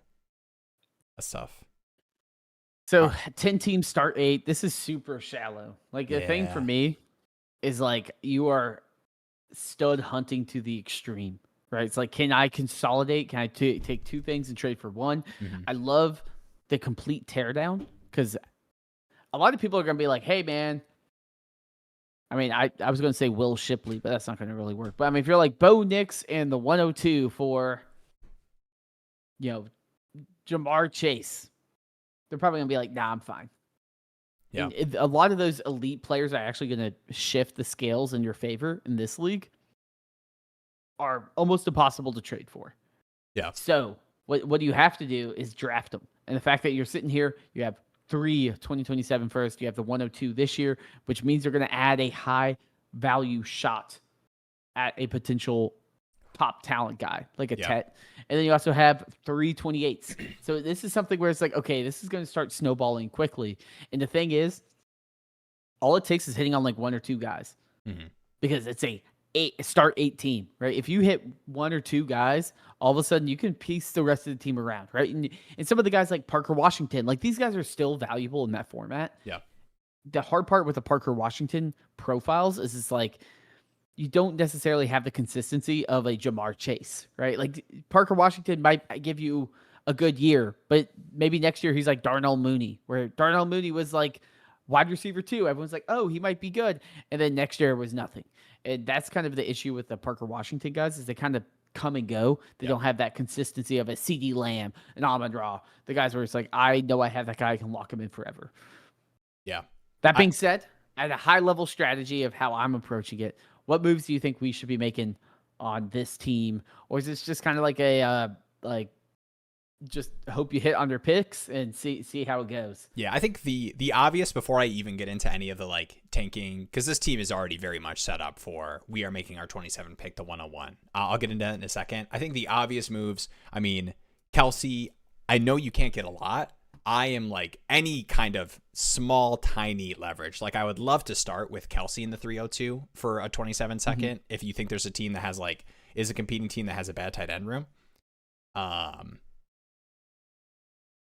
If that's possible, I would love to do that, even if it's a contending team, something like that for Kelsey, even if it feels like a loss, because a bigger loss is these guys that are going to retire next year, scoring points for your team. The one nice thing though about that, which I would be, because I'm usually with these teams, I'm so aggressive. Like I looked at this team and I was like, is there a way I could turn these quarterbacks so I'm only starting one that's hitting my max points for this next season? Does anyone want Will Shipley? I don't think you have to get that crazy with like quarterback moves or anything, because I was looking at the other good starter teams, and this team, Chase, Neighbors, Addison, Tyler Warren, they're adding Jeremiah Love. They have 2 late firsts in this class. Like this team, Jaden Daniels, Jacoby Brissett. Oh, this is yeah. Oh, no, I knew this was super flex. Sorry, I was thinking about the last one for a second. I will say I know Mary F. Poppins is in the chat. Are these all like peers, or like does anyone like report to you? You could start pulling some strings. Be like, hey, I'll give you that extra 3% bonus if you give me a first for Will Shipley. Hopefully not. We'll see. I'm thinking about my I work in marketing, and I have a remote job too. There's one guy who is into fantasy football that I talk to, and he's a Packers fan. So we go back and forth. That's tough. I don't think I'm starting a dynasty league. That's tough for you. But I don't think you dynasty have to get league too crazy. Is interesting. Yeah. The dynasty work league, that sounds like a like if they brought back the league, like like you and all your coworkers playing in a dynasty league. Yeah, I don't think you have to get too crazy. Like these teams that are like we're going down the starter rank, these are like the perfect rebuilders where like you do have some flexibility with like what production you hold on to. Because there's some times where I get tempted when I'm doing like a 1 to 2 year punt to move off of good producers that are good dynasty assets like T-Mac or even like making the quarterback room nasty. But you don't really have to do that if every other team is starting a strong enough roster to compete for this year. So I think the obvious moves of like Kelsey plus the 302. I mean, I would even do multiple, like Kelsey 302 and 305 for a future second. I'm doing that in a heartbeat. Yeah. I do want to. I think the one strategy I have here is like I don't have to do a lot of these moves now. I need to just be like, I need to be like your local AAA baseball team that's just like feeding, like Hitting the any waiver injury wire happens. Oh no, Cam Scadamoo's down. Hey man, for the trade check block. out this player, right? Oh, like Rasheed Rice gets suspended for 8 games. Hey, what do you think of Parker Washington? Like you need to leverage teams when they're on the ropes. Because right now, people do this all the time. They're like, okay, I can't use your team as an example because you only have one running back and it's Will Shipley. Yeah. But people are sitting here saying, oh, like I have Christian McCaffrey, Bucky, Javante, David Montgomery. My running back room's good until week 9 comes around. Half of them are injured. The other half are on bye. And they're like, oh crap, who do I start? And then you can say, hey, here's a flex player. Like, give me a good pick for this player. So like you'll have the leverage. It just might not be there right now. And the leverage you have is you don't give a crap about points. Yeah. So once someone else is like, no, I need these points right now, you can say, hey man, here's Brock Purdy. Yeah. He's the swaggiest quarterback in the league. 3 first-round picks. Not really, but you'll be able to get a value that you were like, wait a minute, I could definitely not get that right now. And like Brock Purdy is kind of a funny, you bring up that name because thinking about it last year, Brock Purdy was like the perfect target for these kind of teams when he was out for a stretch of 5-6 weeks at a time. And you can be like, here's Bo Nix, give me the hurt Purdy that's not playing. Like I'll take that off your roster and like, let me, get a first with a player added onto that. Let me get a couple seconds tacked on to help you make that move for your team. So I do think this is the kind of team that's like set up in a good way. 327 first, you're the only tanker. 328 first as well. And this team too, as soon as, maybe not as soon as like heading into next season, because that would probably require you to dip into the 28 picks. But I mean, you're tanking for the Jeremiah Smith. This team can pretty quickly round in a start date. You get 2 early hits in this class. You're able to use the 28 first heading into the next year. I think this team pretty quickly could turn around and contend. The last thing that I would really point out would be with your picks as well. Make sure you're drafting running backs, wide receivers, shallow format. Multiple starters. There's the positions that matter. Like the 102, don't think about Mendoza. Be like, I'm just gonna take Lemon or Tate or Tyson, whatever one you like. If you're a KC guy, you take KC even. I mean, just like the I wouldn't take KC there, but I get what you're saying. The value of wide receiver is going to be much more impactful on your roster than a quarterback or tight end. Yeah. The one thing that we didn't like fully touch on, which is kind of like the next step, but I think this conversation probably makes more sense revisiting this team as you are. Like we'll be doing these live streams throughout the season. There will be moves and stuff that we can take a look at, like heading into trade deadline if you have one for this league and heading into the offseason for next year. But the one point of, okay, in a super shallow league where all you care about is consolidating to absolute studs, like how do you manage that? And I think it's going to end up being once you hit, you've like made these picks and we're in 2027 heading into this next year, being more willing and able to turn the other way once it makes sense for your roster. And like, we won't know what this team is going to look like and what's going to happen with the wide receiver you take this year or what your 202 ends up looking like or how many seconds you get to be able to make extra moves like buying those veteran running backs. But I think that'll be something I can't answer right now, but I want to acknowledge that is like the next focus of this team. Yeah, it's not always, like sit on your hands and do nothing. But right now that's the phase. Like you're in the phase where you're buying the boring stock market ETFs and hoping the value goes up, and then eventually you can cash out and buy all the cool stuff you want. But right now it doesn't fit what your team needs. The only kind of interesting part is like I was about to say and reiterate, don't underestimate getting second round picks. But in a 10-team start 8, I don't know how liquid those actually are. I would be curious if like you have a good feeling for moves that you see happen. Like when it's in season, when teams are out of it, our teams sending, Derrick Henrys, probably Derrick Henry's probably not the best example, but like the tier below Derrick Henry producers that people feel like only have a couple seasons for, like Alvin Kamara or something last year. DeAndre Swift for seconds. Like if those moves can happen, definitely be aggressive in season about doing that. And I think you should be regardless, at least from the sense of like, this is the only thing is like, I mean, maybe you're fine just taking shots and these are just taxi bets, but I think if seconds are liquid enough, I would definitely be intentional in season about, flipping any of these Kelsey, Parker Washington, like we talked about, into seconds for, for teams that could use it.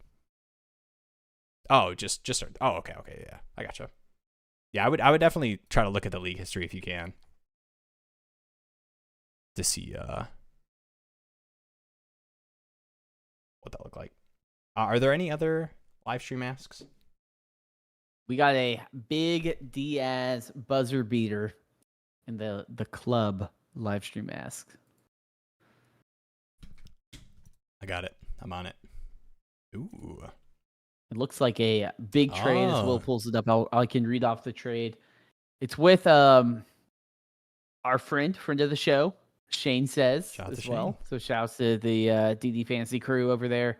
I remember when we first started talking about our show, what we wanted it to be like, is we love the Dynasty Trades in 5 format that they used to do over on their old channel before joining DD. So shouts to them. Big fans of what they do. Heck yeah. Anyway, Shane, I don't know the format yet. It looks like it's a 12-team start 13, full PPR, 0.75 tight end premium, 6-point passing touchdown. I should probably add the Superflex to that label as well. But it is Superflex. Shane gets a Lamar Jackson and Tajay Spears. Big Diaz gets Ashton Jeanty and Sam Darnold. That's a spicy one. I'd like that. All right, I got it. I almost had it in record time. But this is juicy. See, last year I was facing Shane in the playoffs. He had Bijan go nuclear on Thursday night football, and he offered me Bijan for Hurts straight up. I rejected it because I wanted to win. I didn't. Lamar and Hurts died on me. So now this offer was in my inbox after I offered him the same deal, but with Hurts, he countered to this. I need help with his team. What can I do to get back to the playoffs? And this is one of the Diaz leagues. So this is the Fight Club. 12 by 13. I think this is exactly the format. The format's savvy. The people in there are very savvy. So let's see what's going on. Ashton Jeanty is now on the roster. Trade has been completed. Currently 6th in starter rank. Now, obviously, that will change a little bit as we get more data. But then 12th in overall trade value. No 2026 picks. I don't think the draft has happened yet. Look at this running back war. This is that. You're two steps ahead. You're like, okay, I need. There's too much going on. I need to see the war. No, I see. It's that Bijan week must have been berserk. Yeah, Jalen is the worst. This must have been that's a last season. It must have been the Thursday night. Oh, I will say, dude, he had he had the interception and the fumble, right? He had 2 turnovers on one play. Was it that game? I think it was. He had I coded the Wrapped. We did the fantasy Wrapped on Dynasty Daddy, and teams that missed the playoffs as like the 7th ranked team that had Jalen Hurts. I put a little Easter egg in there for them, so they could feel the pain. Nice. I'll say Big Diaz mentioning the Shane Says episode. When Shane and I used to do some episodes, and sometimes he would just go off the rails, and sometimes, but it was very much like an auction draft on the Dynasty Daddy channel. Here we go. Yeah, Bijan had 44 points week 17. That run 34 points, 33 points, 44 points. Damn. In this format, he had over 30 points 7 times. All right, no So 26 picks. in a vacuum, you're like, well, Lamar Jackson is more valuable on Dynasty Daddy and KeepTradeCut, blah, blah, blah. The format of running backs Yeah. matters so much to why you would say, yeah, Ginty is worth me down tiering off of Lamar Jackson, who's in most traditional formats the more valuable player. Oh, 100% too. And to like the longevity of the quarterback position, like we are hitting the stage, and I argue against this when it's used improperly. When people talk about like Lamar and Josh Allen, we're hitting the point where, these guys are getting older. But I think in this context, compared to like the running back longevity, like you're hitting a pretty similar run out of how long we expect these guys to be like stud fantasy producers. So I do like this move for your team. And I do think that, Hurts, Dak, and tearing down to Sam Darnold, this is the kind of team where you're comfortable doing that kind of format trade. What would you do with this team, though? You talked about wide receivers being nerfed in value, so I'm not going to, talk about needing to upgrade the Rice and then this kind of tier of what's going on. Yeah, I mean, my idea too, and I'm just a sucker for in tight end premium leagues, 0.75 tight end premium. I also like Big Diaz said, wide receivers are nerfed in value. A big part of that as well is tight ends exist in a viable flex format. So what usually is, wide receivers, there's so many, I need to get all these guys. I don't need to invest as much. And a lot of these tight ends could probably eat some of those flex spots, right? And like these aren't the sexiest names, but you got the Tungus experience. You got Kittle, Andrews, Hunter Henry. Like that should be enough to kind of provide or cover at least one flex spot. So while the wide receiver room is a little weak, and that's probably something I am like, okay, how can I get some cheap-ish production to just plug in here somewhere? It might just be like, let me take a best ball flyer on the guy, because it is start 13. So it's like I'm not paying up for a guy, but I want to look at not Parker Washington, but players that kind of are Parker Washington, Wendell Robinson like, and just kind of live by that and say, like, is this a guy that, like a cheaper guy that could produce a lot? Like, can I get like a Jacoby Myers type to bolster? And like Juwan Jennings was a good version of that.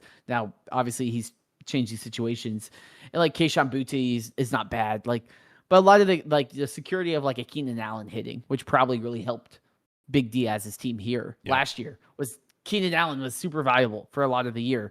And that really kind of covered a lot of the issues of the weakness around this wide receiver room. Mm-hmm.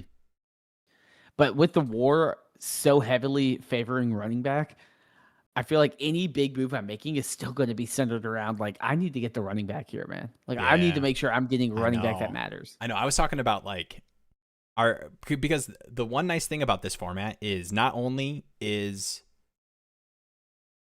like, this team kind of set up, I think, correctly for what the format is, with like all these running backs that have a role versus like caring about wide receivers that are like good bets.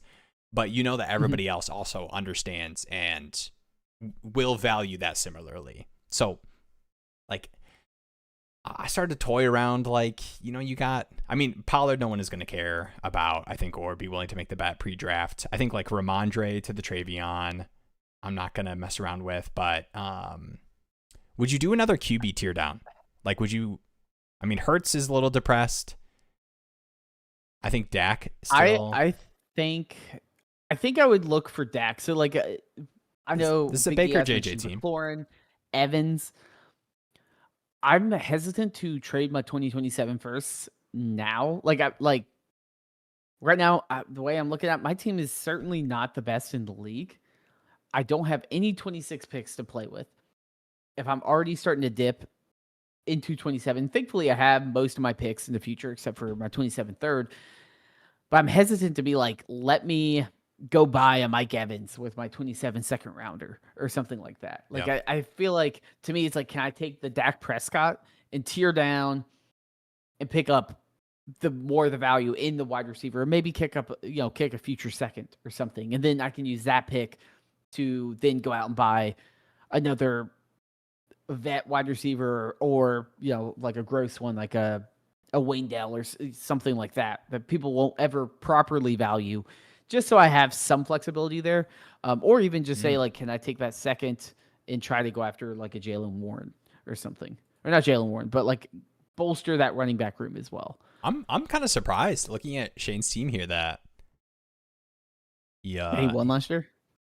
No, I was gonna say like that. Well, I mean, maybe that. He doesn't have Bijan. He must have traded him. Yeah. Well, yeah. I see this Gregor team as Bijan, but yeah. I mean, looking at the RJ Harvey, Emmanuel Wilson, Aaron Jones, Tyron Tracy, Spears.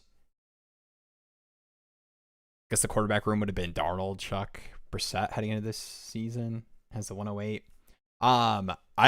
Diaz, how uncomfortable do you get with 2 QBs?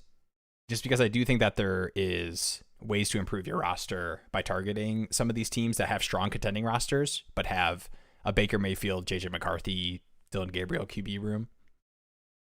I don't think you'd be able to get up to Bijan. You would be having to attack onto Hurts, which you probably don't want to do. It probably would be. I mean, this probably would be more of a wide receiver or tight end upgrade if you're doing this kind of QB move off of Dak or Darnold. I do feel like Deacon Blues has some flexibility here because he do like his QB2 Stroud and Young. I don't know where he feels about Stroud. Like, some people are like, I'm fine with it, but he could be sitting there being like, both Young and Stroud, I don't feel great about. So you could say, hey, here's Dak. Can I pick up Bryce plus Terry McLaurin or DK Metcalf or something like that? Especially, people are very down on DK Metcalf as well, but you're going to talk about a, brand new offensive system being installed in theory. You probably have Aaron Rodgers coming back, and you got Michael Pittman there as well. So the offense might look different. Not saying that the situation will be very different, but I wouldn't count it out. Anytime there's a change in the offensive scheme, I have to put a little bit of the volatility that I expected last year could change for good, for bad. But I think anything is better than what happened to DK Metcalf last year in terms of just offensive efficiency. So I think Metcalf, McLaurin for like a Dak, Bryce Young tear down could work. Or if you're just like, hey, I don't even give a crap about my QB3, I can roll with Sam Darnold. I'll tear down off of Dak. Do like, I don't even know. I mean, like, I don't know if you get like Devonta Smith plus or something, but try to target like a Michael Wilson, maybe Kyle Monangai or Zach Charbonnet even. Like a Charbonnet off the injury might be devalued. You just stash him and then comes back and could be a viable flex option for you. Yeah, I'm a little bit more prone to, and I mean, I know this is the kind of league where it's probably very tough to build out that kind of any QB on a 2 deep where, you have the backup quarterbacks. I assume like everybody is out of the startup or, whenever this had happened was very privy to that. The wide receivers aren't too juicy, but I would be willing to see if Gregor is interested in one of your quarterbacks and, what value you'd be able to get back, whether it's, Sure, the JJ McCarthy piece. Kenneth Walker. Yeah. I'm not even talking about, sorry, what's your do?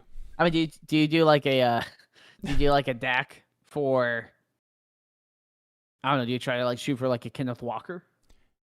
I assume that this team in this format would be trying to finagle a way where you're giving a running back in that kind of deal. And I do think that you're deep enough at running backs that have a role. Warren or something. Yeah. And this is a team that has Rico too. So I think this is the kind of team where, depending on their opinions on like those kind of things, you might be able to, find yourself you're giving up a quarterback in a super flex league to a team that doesn't have a QB2 right now. And, they have Ibuka, Garrett Wilson, even guys like BTJ, like these depressed value guys where, all you care about, if you're able to get the value in running back when you move that quarterback, is a wide receiver that is, running routes and can give you spike weeks. And you're only having to start 3. Yeah. You're only having to start 3 in, a start 13 league. and you're able to, flex all these running backs. Because honestly, you're going to be starting Kenneth Gainwell over, your receivers at this point. So I wouldn't hate at least knocking on the door and seeing, can I use one of these quarterbacks, not just to fix a wide receiver room when wide receiver value is depressed, but to also upgrade running back in a format where the running back war is insane. Trade a spot start QB for a third. Okay. Oh, okay. Yeah. That's kind of what I was speaking to in terms of like, it's very hard, I assume, and it costs a lot to, build out these strong QB rooms in terms of how people handle the position. But I do think this is the kind of team where, you can't convince yourself. Honestly, you can't convince yourself that any of these guys are even too deep at this point, let alone JJ. Is JJ even too deep right now? They brought back Carson Wentz. No, they got they literally Kyler, had Kyler situation, and like Kevin O'Connell was like, oh yeah, like JJ Justin Jefferson and Kyler is like, and it's like, any quarterback. Like it could also not be Kyler. That's like all he's been thinking about since he's like, oh my gosh, like there's no pass rush anymore. But so I definitely would start here, and I think this is the perfect team to target in terms of, and I guess this team too. This is a Daniel Jones, a Rich Rodgers team, but I think this team is probably going to wait on like the Rodgers confirmation. But the interesting things about both of these teams is none of them have any 26 picks until the third round. So in terms of like fixing their QB room right now, it's going to require some type of move or investment. This team definitely stronger at the wide receiver position, and maybe they'd be easier to talk to in terms of a wide receiver pivot if you're looking at that. But I do think you have some interesting angles with this team with like Rico and Jalen Warren, with upgrading to Kenneth Walker, and you're able to attach a running back that has a role. You got anything else? I need to do a format like this. We'll do one of the daddy leagues like this. We'll have to have a freaky daddy league. The fight daddy. That's the F1. There we go. Right? Isn't these fight night? Is that what it is? Fight club? Yeah, fight night, fight club. Don't talk about fight daddy. First rule of fight daddy. We got Mini Beast AMG 929. I don't know if we touched on this. I don't know if this is a question related to one of the rosters, but I don't think so. Send Jaden Daniels, get the 104 in Loveland. I don't know if you're still in here, so the format would certainly impact how strong does the tight end feel. premium have to be for you to take the Loveland side? I'm going to you first. I'm a Jaden Daniels guy. I'm still taking him against like your guy against the Loveland. I think in terms of I thought you bought a lot of real estate on Loveland Island over there. I did. Yeah, that Bijan trade, it was really a Loveland trade. the one with Tricky Trev. JD5 gonna eat this year. I forgot about the Tricky Trev. Honestly, like the Jaden Daniels, I'm not gonna do the whole Jaden Daniels as prospecting. He was a much better passer his rookie year, and in spots what we saw last year. The injury stuff I get, people freak out about it, but yeah, and McLaurin, and there's a lot of weird stuff about that first year. I will say, in a vacuum, certainly going to Jaden Daniels' side here, and I think even if it's like a 1.75 tight end premium, I'm still going Jaden Daniels. I think it's got to get to like double, to where I'm like, oh man, double like and having deep? that Loveland. Does it have to be both? Like it's like a 1.75. It can't be a 10 team. It's got to be like a 12 team, or like one of these formats flexes, that's or 2 13. tight ends or something like that. Yeah. It has to be a format where tight ends are really valued. Yeah, I'm just assuming without like additional context around it. I'm assuming it's kind of like a 12x10 something, not like a crazy tight end premium. So I'm going Jaden Daniels' side as well, even as the Loveland guy. What would the pick have to be like? And I guess it probably doesn't change too much for you, because I think you have the 102 through 104, 105 similar enough where it's not moving the needle too much on you. Yeah, I mean, like if it was like the 101 in Loveland, I'd be like, okay, now there might be a conversation, because you're getting. I would do that. Yeah, I do. Jeremiah Love, and you're getting Loveland. Like I'm like, that's too high end shots. But the 102 to the 105, to me, I'm like that. Those are all kind of the same bets. Mm-hmm. It's just like, which landing spot do you like more? Yeah. I already pulled this up, but yeah, JD5 is going to eat this year. I'm not doing this unless 104 is on the clock and Mendoza is sitting there in a 2.0 start 2 tight end. Whew, that format is. I'm staring at that war chart for 3 days straight. I'm going to set it as the background on my iPhone, so I can just really get a good feel. That's how Will downloads a league. He just has a bunch of screenshots of war charts.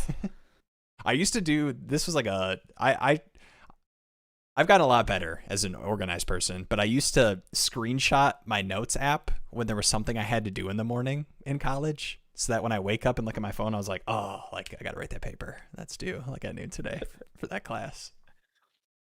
Do people still do the like notes app apologies?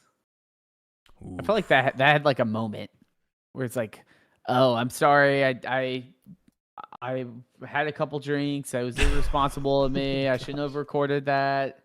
Is this a text you got after the Hannah Montana party? I just remember all the.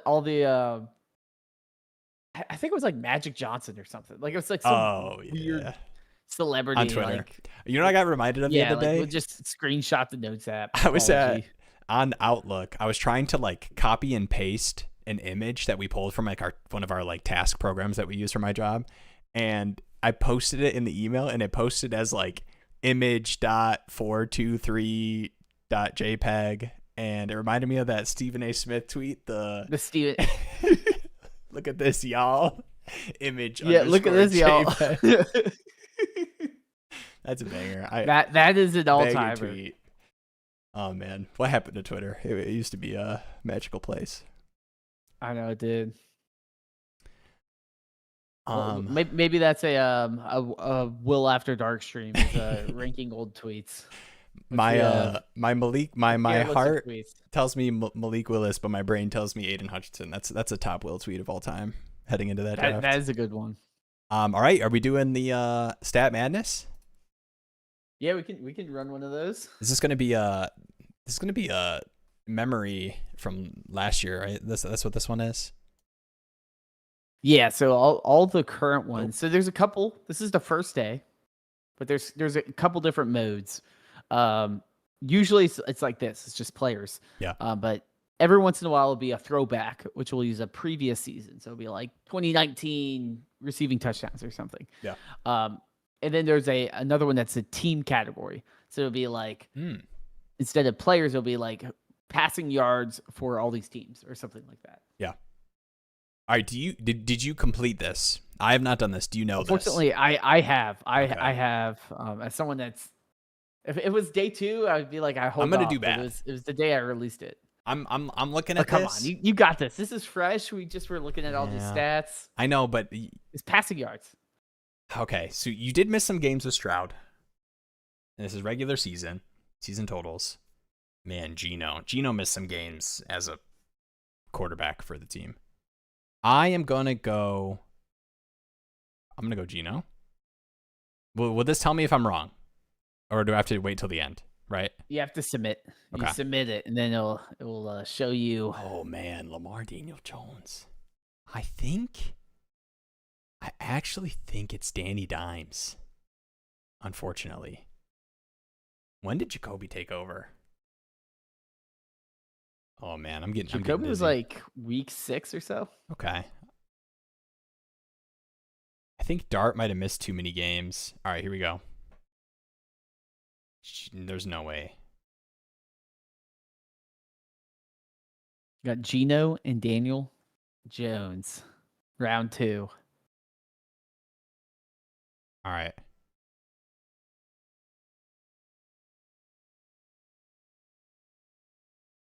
This cannot be right. This is incorrect. Okay. Full first round correct. Yeah, I should have known. All right, wait. So okay, so Stroud beat Gino. Yeah, Stroud beat Gino. Okay. And then right. Brissett wins out. I should have known, man. I think I was overplaying the games played. Cam Ward had too many 100-yard passing games. I did that too. Brissett did that in a quarter. I underrated the I think the most interesting one is the Lamar Jackson. Yeah. Because that was the one where it's even when he came back 60-30. It's there were still some with rough the ones. dart. Yeah. Yeah. That's the thing. I was like, it was rough. And you see it too. Like some people are just like Lamar Jackson no matter what. Because Lamar's 19% of people selected Lamar Jackson as the champion. I'm surprised Brissett was 33%.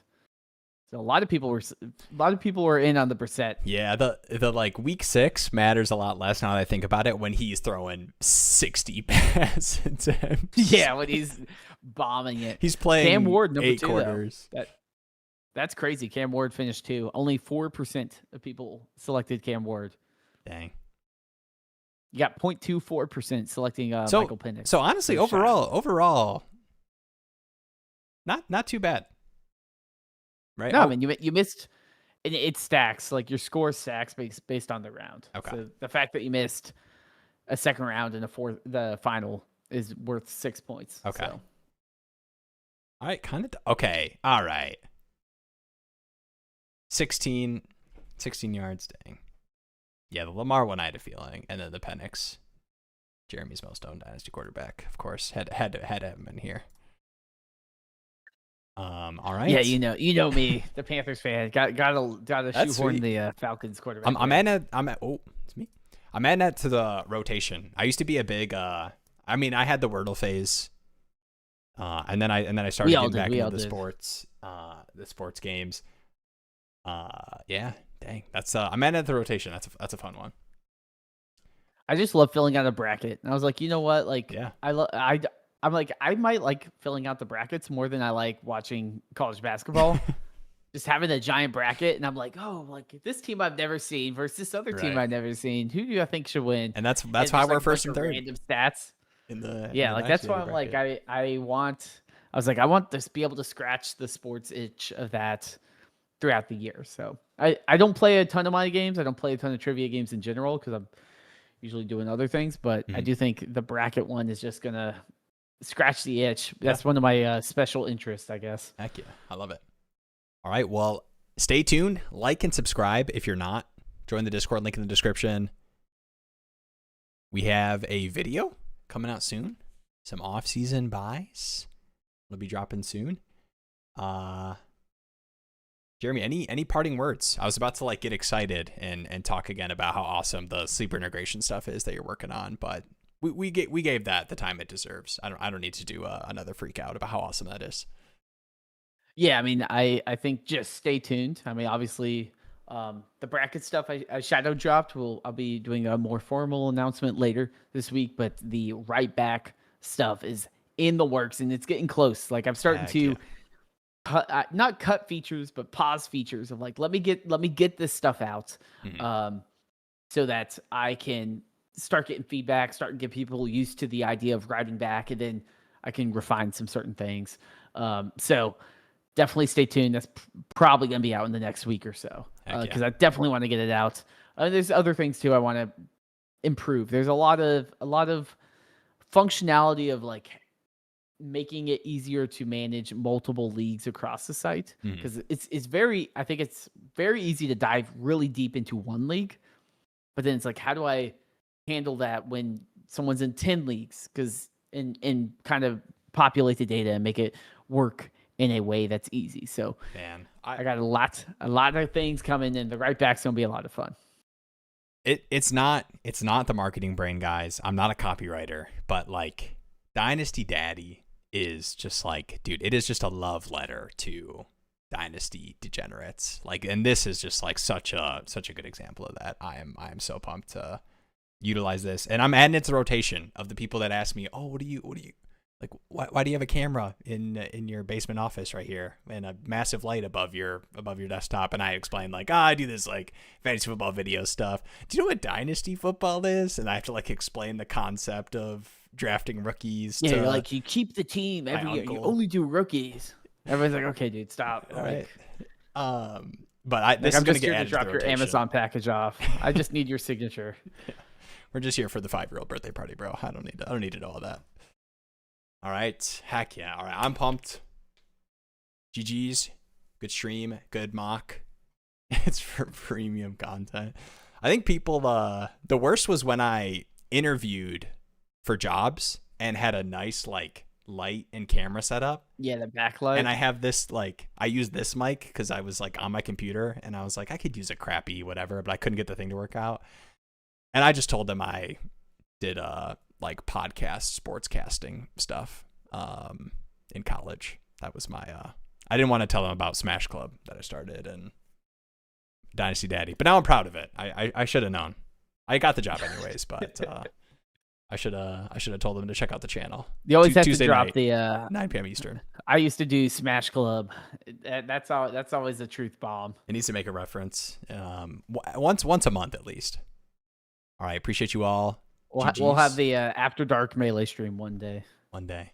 Heck yeah. All right. Much love. Stay tuned to the channel. Peace out. Peace out.